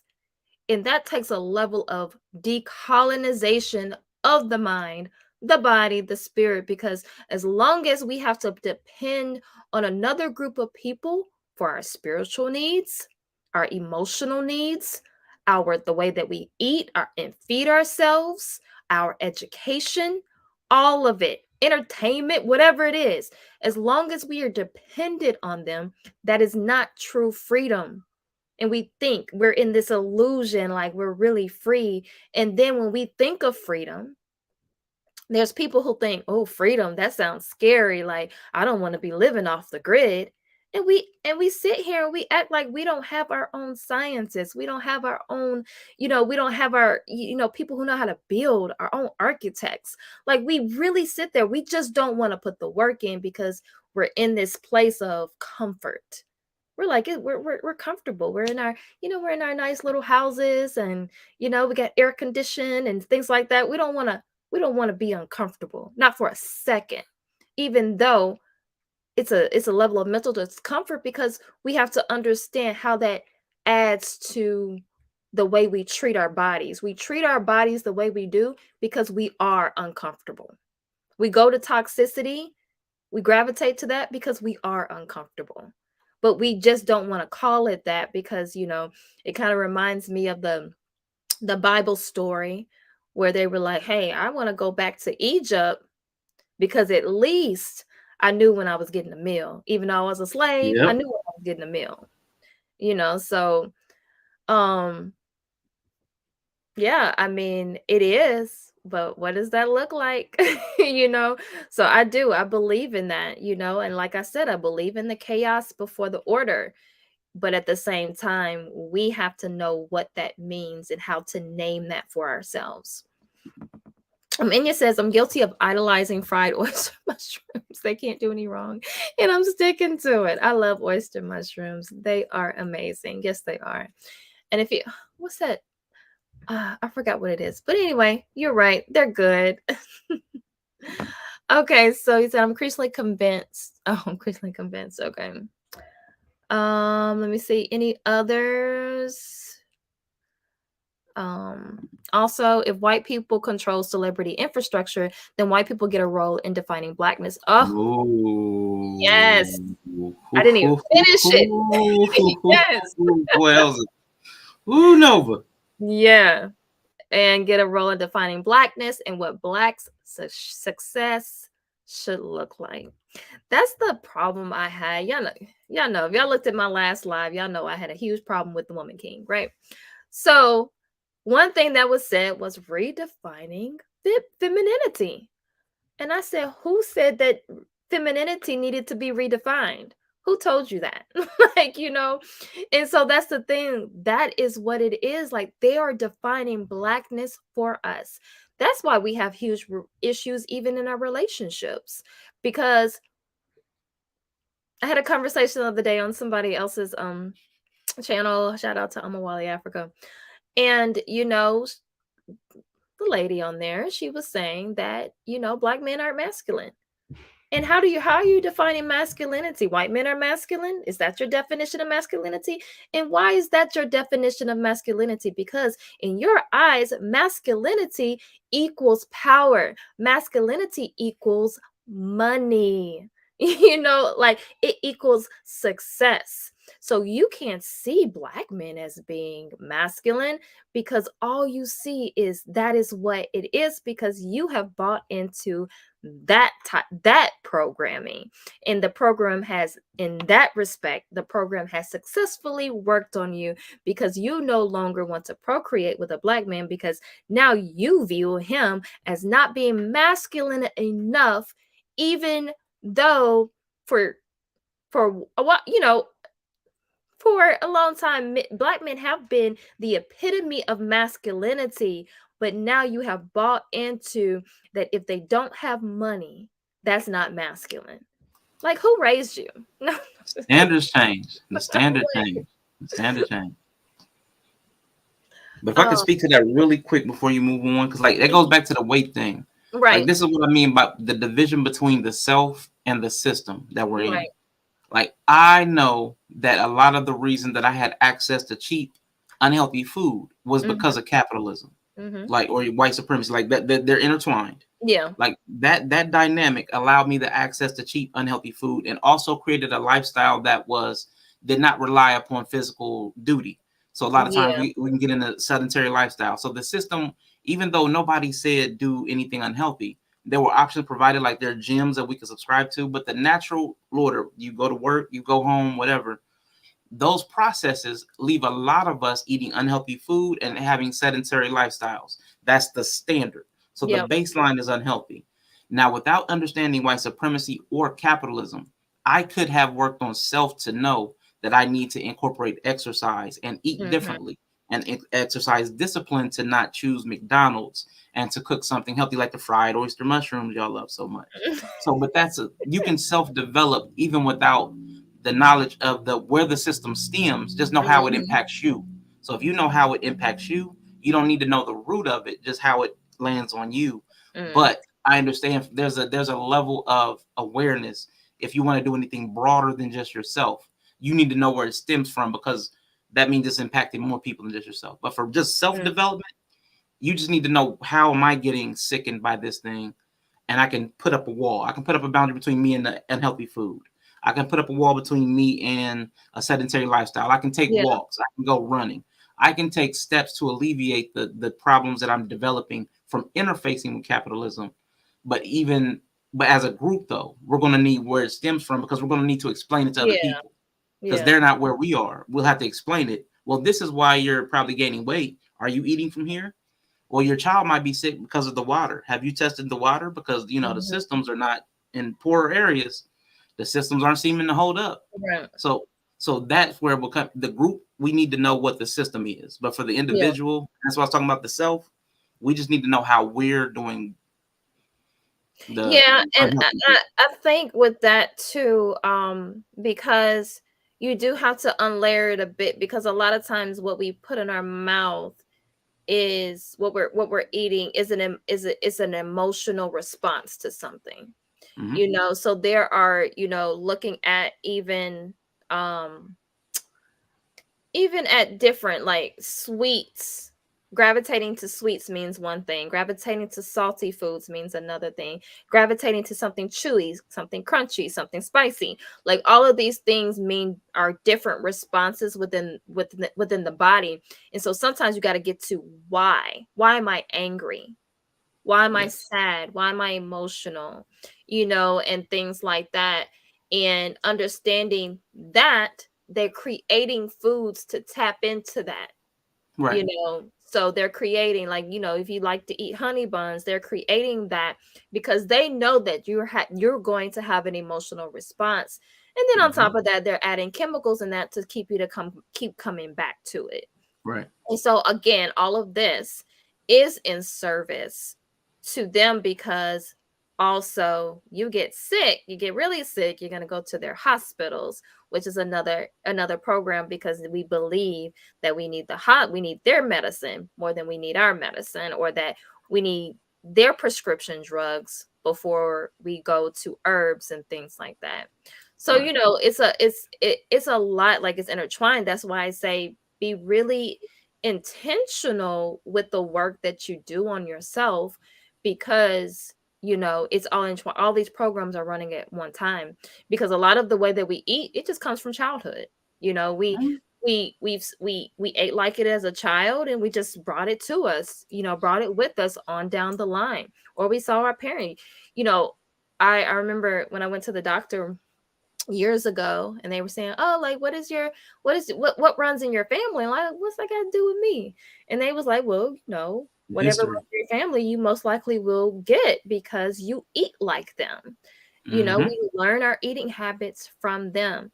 They also say that how you approach your relationship, how you approach your finances, it comes from what you saw as a child growing up. Absolutely. So, you know, all of those things are intertwined, and we have to understand, you know. So I do agree that we do have to look at it on an individual basis in that respect, but I do think that it is still important that we understand that whatever we do, and to me, I think maybe because recently I just really have felt connected to that, but Mhm. recently it's just been like, yo, like, what you're doing, being on YouTube right now, that is in Mhm. service to their system. Oh This is yeah. their system. This is their platform.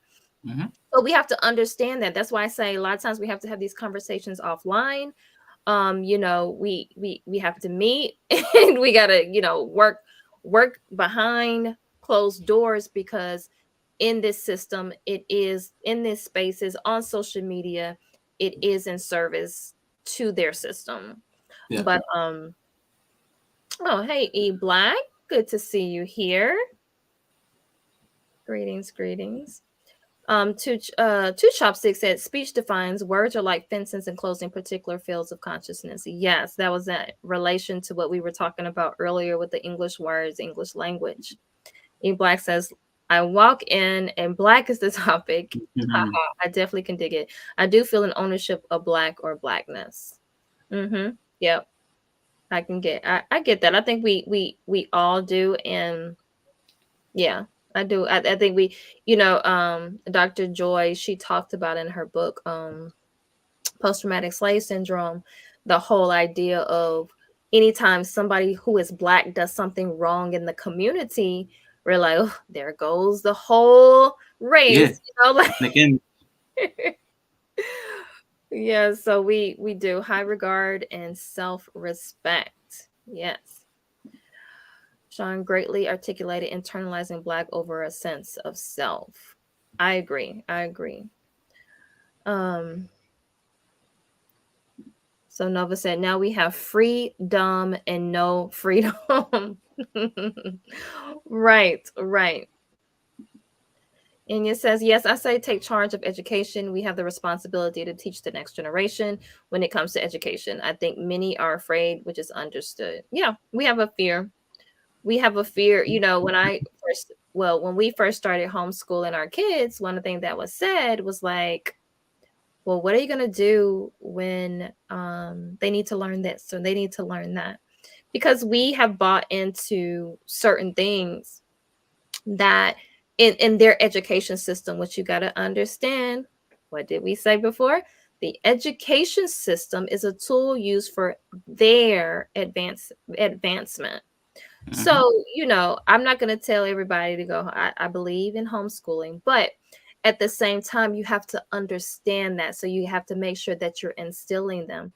It was important for me. We were in Louisiana. It was important for my daughter to be in a black dance school, because I saw the things that happen in those white dance schools, academies and things like that. So when we moved to Georgia, you know, I was ecstatic that we were able to put her in a Black dance school and still be able to get like um a really good experience, and they're still teaching very high, high level. So that, and that's the thing, because sometimes we have to not be a part of the programming because we think that is success. We think if white people are attached to certain things, that's success.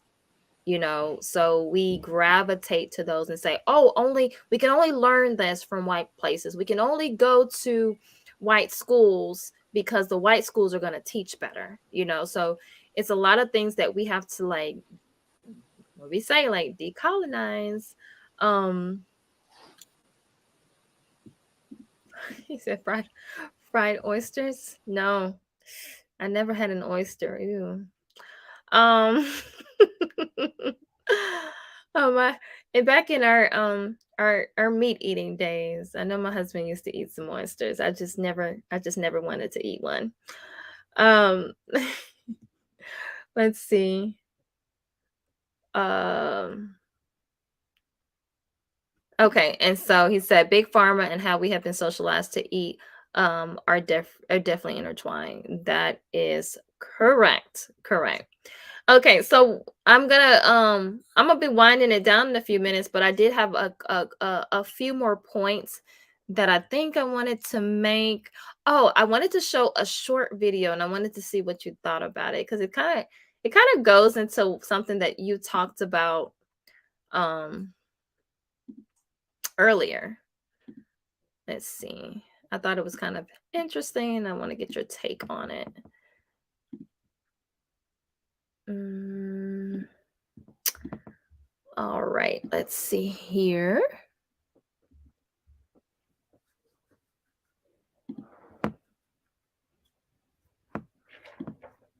All right. Oh, let me. All right, let's see. The title alone.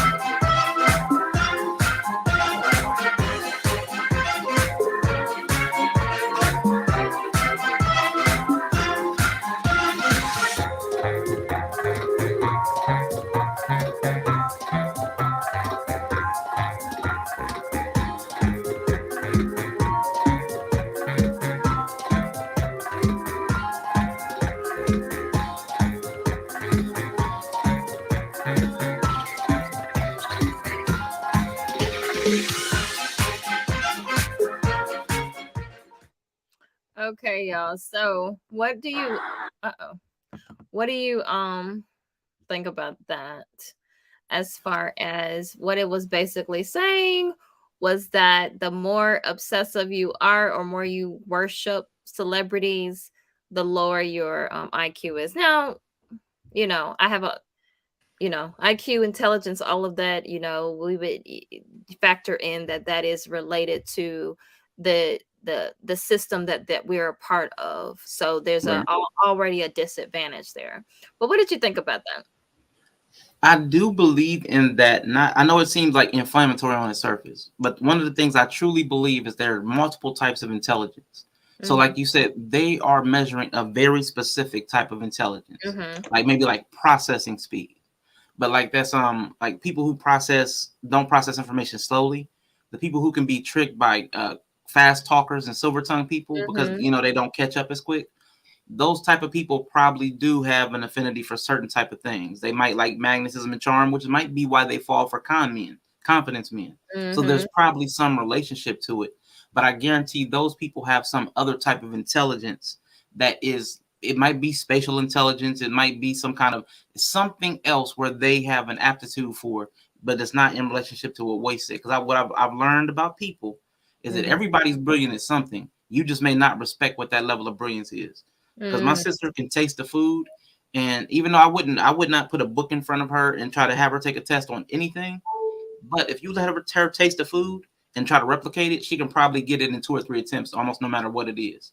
So there's an intelligence that's different for almost everybody. Even people who are neurodivergent have specific skills and traits that are very useful.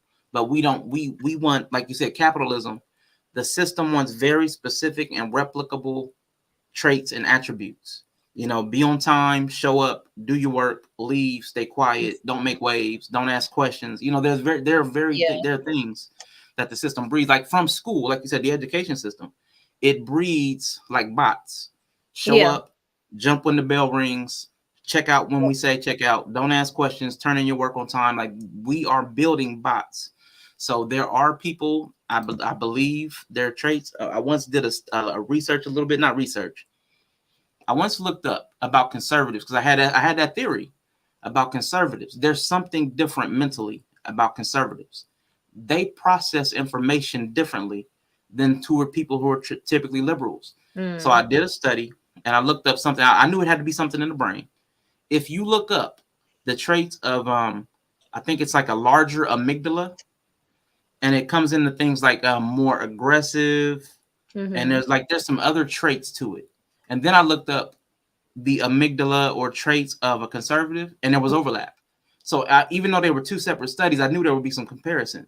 So the conservatives have a larger amygdala, and people who are more aggressive and don't listen as well, not attentive, they have a larger amygdala as well. So even though they were separate studies, they were both studying the brain, and those traits overlap. So I do think a lot of how our brain is wired from childhood, how we develop, what chemicals are in our bodies that help us form, how our hormone levels are.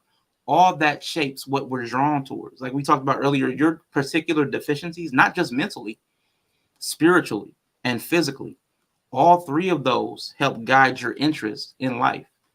And the last thing I would say on that would be, it talked about what people are interested in. I heard a quote once, and it said, I think like basic people are interested in people, like celebrities. Then there's a next level, and they said they're interested in events, but truly inspired or whatever. There was another classification system, but like brilliant people are interested in ideas. So even among that hierarchy within a certain type of intelligence, like, because I know I have a hard time just wanting to talk about celebrities. When I did the whole Will Smith, I had to take it and unpack the ideas or about because the people aren't really relevant, because to me, they're just people. But to somebody else, maybe they have a different upbringing, whatever formed their brain, they are transcendent.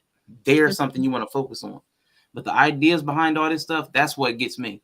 And I know it's not, like I said to the first point, it's not that I'm more intelligent. That's why I'm gravitating towards ideas, because there's some places I struggle in that they won't. And they'll love people, but they'll probably be very diligent about something else or a particular brilliance. So I try to maintain my humility, because like the system will tell you, because you have a certain type of intelligence, you're better than. But I just know it's different. It's different.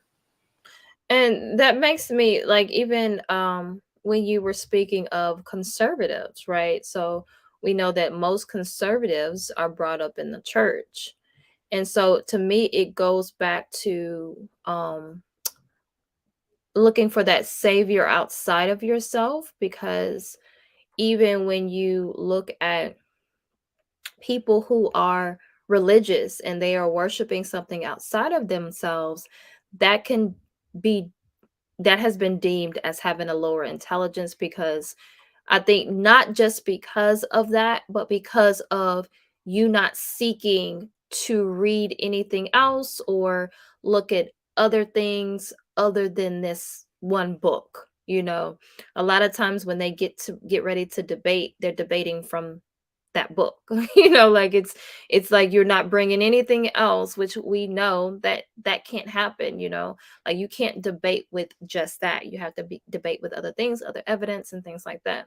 So I think that is that is something that we can also look at, as that might be aiding in that. So that was very interesting what you said about that study. and and so it's, you know, because I think you had mentioned, like, because even, Jesus, like, Jesus is a celebrity, like, in our society, we can look at Jesus as being as a celebrity. And so that goes to how we worship something outside of ourselves. And I think also, you know it someone had mentioned in the chat about when we do this whole celebrity worship, it makes us like question our own lives, so we might not feel like we're pretty enough or rich enough or have the best relationship or whatever it may be. And they're saying because of social media, and and how TV commercials, magazines, all that kind of stuff, like teenagers have less self-esteem, less confidence, they have issues with body image. So it's also affecting our relationships in our community. So we talked about like the relationship that, like, for example, women desiring to have a certain type of man. You want him to be really successful. You want him to, we're approaching our relationships like business deals at this point, because we see people like, Beyonce and Jay-Z, who are both, come to the table with, with money and stuff like that. So, I think that that is what is it aids in that. It aids in the demise of our relationships, because we are looking at our relationships and saying like, well, you're not like this person. I think at one point, like Will Smith and Jada, they were like relationship goals until all of that went down the drain. So, but what happens is like a celebrity is paraded in front of us, um and then we not only are attracted to their success, then we also become attracted to their toxicity.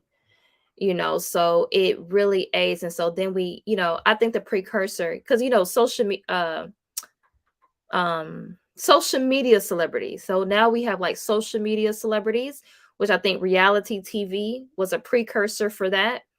And so a lot of people were enacting, because I think it was the glamour of like Love and Hip Hop or Basketball Wives and all this different kind of stuff. So now we have somebody like a Kevin Samuels, right?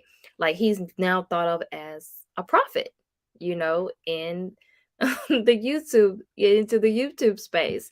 So now we are basing, because of that, again, we go back to what we said in the beginning, because we had that trauma within us, that pain within us, that person was speaking to. Now it's like this person was speaking to it, so they are a prophet. They know my pain, and they are right, because they're telling me that women are terrible, right? Like, so that speaks. And then you have somebody on the other side, right? Like what, Cynthia G, I guess, like, who is speaking to women's pain, and she's saying things like that. So it is, it's one of those things where the battles that we see, the quote unquote gender wars that we see on social media, we can really see how they took place in other aspects of the celebrity world. And now we're bringing that into our own personal relationships. Like, what do you say about that? No, it's really problematic to externalize your relationship. Like with you have another human being here that I'm relating to, but I'm going to base the foundation of it and my thoughts and my philosophy on these other people who I don't have any access to their real inner workings, the conversations that are off screen, what they talked about between August, like Will Smith, August Alsina and Jada, and then the Red Table Talk where we all found out about it. Right. Like we have no idea what kind of conversations they had, what kind of blow ups, what kind of counseling. Sure. We have no clue. So we don't know what the process looks like. We just see snippets.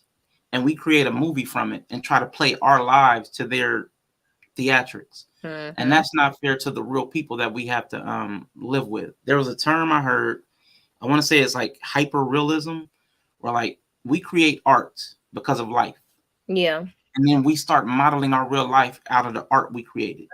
So then because we created caricatures from life, like we created characters, and then we end up trying to model the characters instead of real people that the characters were based off of.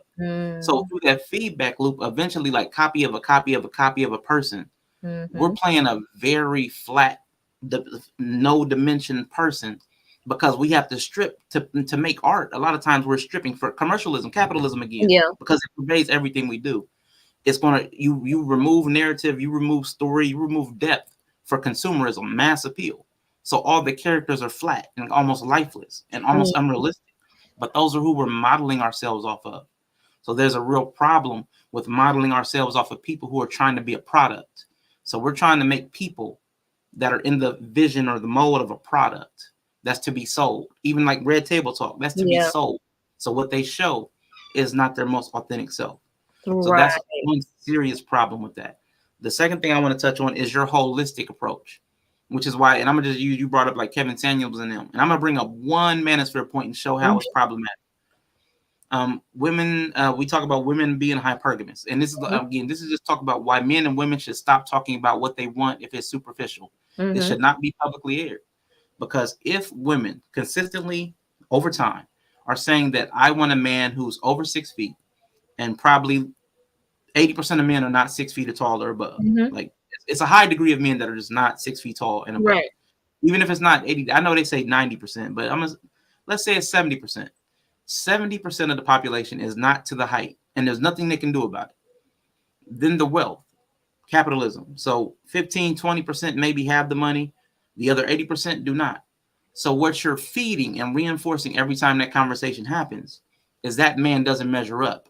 Which if he has external validation, or I think in science they call it an external locus of control, you look for the outside for your direction. All those men that have that, they haven't done the self-development like I talked about earlier, they're going to take that as a signal that they're not worthy, which is going to lower their self-esteem, lower their confidence. And of course, everybody can't date the top 20% of height or money. You're going to be dealing with these underdeveloped, low self-esteem, low confidence guys, and then you're going to complain about it, which will further reinforce their feelings of like like insecurity, not being good enough. We're breeding psychosis in people by constantly telling them that they're not good enough, and it goes in reverse. It's not gender specific. The men constantly telling the women, because they talked about, well, you got to accept the average earning man. Well, right now in America, they say the average woman, 80% are overweight, and 80% of that number is obese. Well, if that's true, that's now the average. So if you're telling a woman she's got to be a waist size 36 or whatever, size 4, well, then you're doing the same thing to her. You're telling her that she'll never be good enough. And she has to operate in a society where she has to look a certain way to be acceptable. And at certain ages, it becomes less acceptable if it's something presentation related, like a newscaster. Yeah. You have to look a certain age. You're not accepted. Women feel that. And if they start to feel that and they're trying to dress for success, and because you're not trying to marry them and take care of them, so they have to go out and work. So they have to operate in capitalism and look an acceptable way to capitalism, which costs money, which has to be a certain aesthetic. So when they do that, then you say, no, that's not, you can't wear the weave. No, you can't wear this. You can't wear that. Well, they have to make their money and operate in society. They have to look acceptable. We all know about the Crown Act and how you have to have your hair a certain way. So if you're not going to protect your women from having to be in capitalism, you can't also then complain about the way they look, because then you're going to breed a psychosis in them. Because do they choose being able to take care of themselves and their children? Or do they choose your approval, which doesn't mean you'll stay because you're already insecure and don't have high self-esteem, and you'll leave too because you've been told that you're not good enough. So what are we doing? Just that one talking point, and we have millions of talking points. We're constantly reinforcing that we're not good. We're not good enough. And what's that doing to us? How can we have relationships if we're constantly telling each other, I'll never see you as good enough? And I'll say the last thing, because I know I've had conversations with Bree. Bree got me to turn my thinking. Women need to know that you're the woman that they value. You may find other women attractive, but if they ever have a seed in their mind that you find that other person more attractive than them, that's what you actually want, it's going to constantly feed insecurity. So we're pre building into our men and women that the other person is looking for something else, and you'll never be that, because a man will never be over 6 foot if he's shorter. He may never hit six figures per year. So we already have the opt out clause, and capitalism has already built in the mental mechanism that we have to upgrade. I have to do better. I have to have a better version. That's a mental model, part of you said the programs. Mm-hmm. That's another layer of programming that we're having.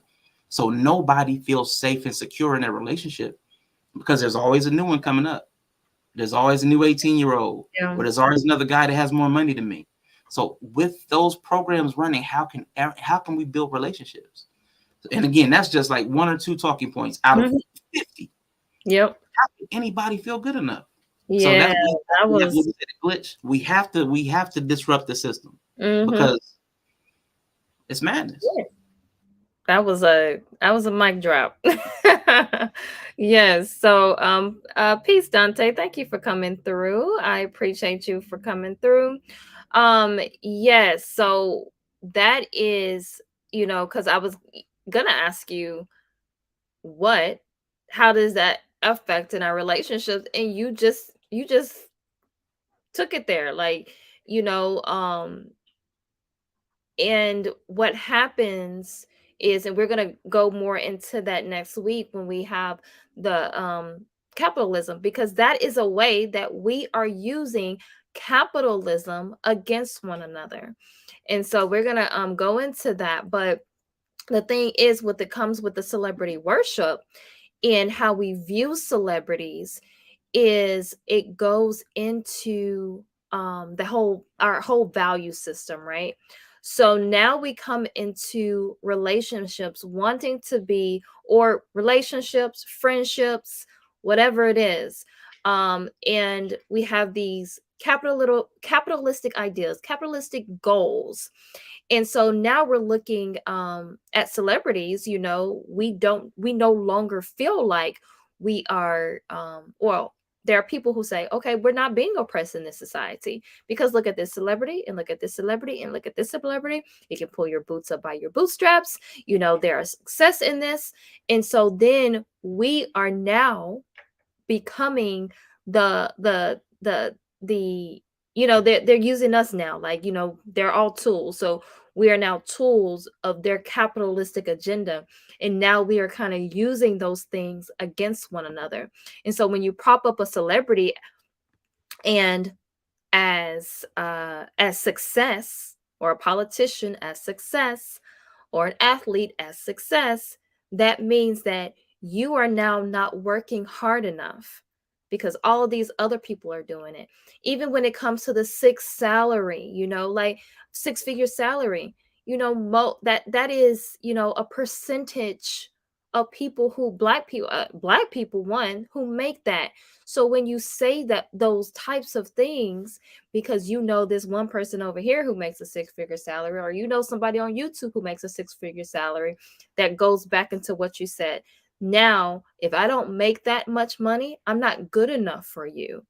And then it makes us feel like, I've heard conversations, that's why I have an issue with the hypergamous conversation, because it's saying that in my estimation, it's saying that the woman is always going to want that that man who's making more, because in essence we're looking for a man who has that power, and we have deemed success and money as power.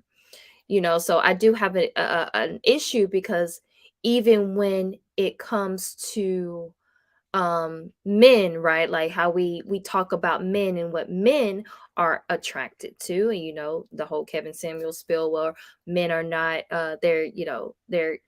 they don't care about your money, they only care about your looks and things like that. And that goes into that, because we're not getting to the root, we're not looking deeper within and saying, okay, well, this person is having, we're not even talking about the traumas that exist within our community. And so we're just coming to the table and saying, hey, let's make this business deal, and we'll talk about that more next week, because I want to next week get into how we are creating this business deal, and even the concept of if we need what we have perceived that we have needed, like love and all of those different things, emotions and things like that. Because there's a lot of people these days that say love no longer has to exist in a relationship. You just need, to make sure that you are able to survive, which I think is a coping mechanism. I think people, they feel like they can't get that. And so now I have to get what I can get, and that's the material. And all of this is the things that we're talking about is for the advancement of our community. So I'll leave with this last thing, and people in the you can comment this or whatever, because we are going to have a conversation next week about capitalism and how we use it against one another. But the whole idea of, can we advance as a people within this capitalistic society? So I'll leave with that. Arshawn, I want to thank you. Do you have anything else you want to add? Only thing I'll say, only because you said it right there at the end about a coping mechanism. Mm-hmm. When we get next week, we probably need to talk about even what we're looking for in a relationship. Because I would think what we're using, because everything we're looking for in a relationship is what we're using something to cope.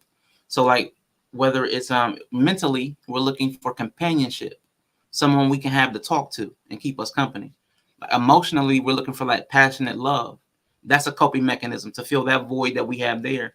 But money is also a coping mechanism to keep us like physically safe, provide, protect, and keep us out of the harshness of life. So all of it's coping. The whole relationship is coping, but what aspect are we trying to cope in?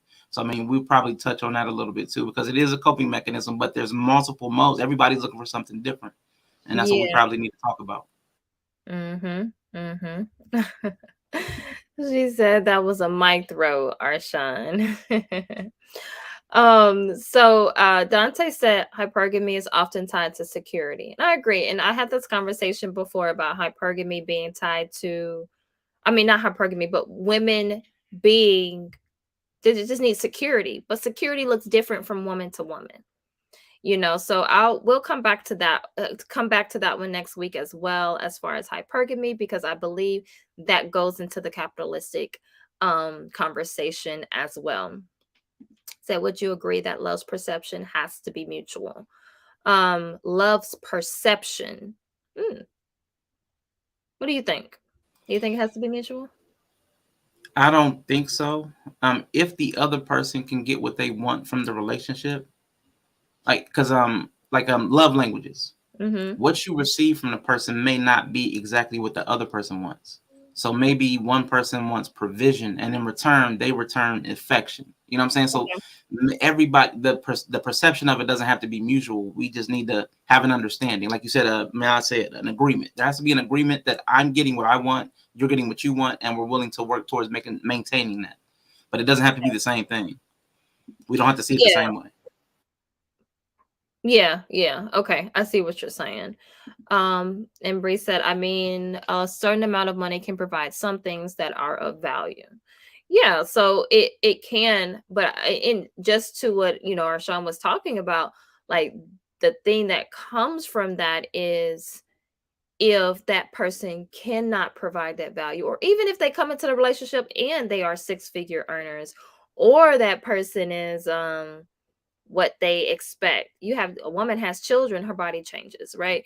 Or a man might, we live in a very fickle, economy. The man might lose his job. What does that look like? So, we'll tackle that next week. But, those are things because they can, but what if they go away?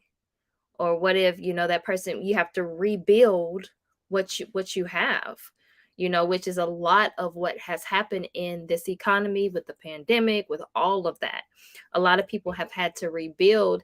And I said this on somebody else's panel, that the thing is a lot of times we end up leaving one another because we say money is the reason a lot of couples end up splitting up. It's not necessarily, to me, the money. It's a lot of things, a lot of other issues, and then the money was the last straw, because I'm not going to stay with you if I'm broke and I don't like you. I don't want to stay with you. Like, we have all these other issues. So the last thing I want to do is be in a situation where I'm broke and I don't like you either. So those are, I think we don't do nuances enough either, right? Like, we only talk about things in black or white. And so we got to really get to why these things happen and why these things happen in our community, and how we address them, and how do we advance as a community. Because do we want to continue to be in service to a system that does not mean anything for us? So that's where I'll end there, Arshawn. I want to thank you. I do think that you are great. You're so intelligent, and I really appreciate your perspective. I appreciate the way that you break things down. And I look forward to, I'm gonna have another I might have one or two more guests next week with us. We'll see. I know at least one more will be here, but I'm gonna see if I can get another guest as well. But I appreciate you, and I look forward to next week. And make sure, everyone, if you are not already subscribed to Arshawn's channel, make sure you go over right now and subscribe to his channel, and just listen to the great conversations that he is having over there. With that being said, I appreciate everyone. Thank you for coming out tonight, spending time here at MaatSpeaks. Peace. I'll see you next time.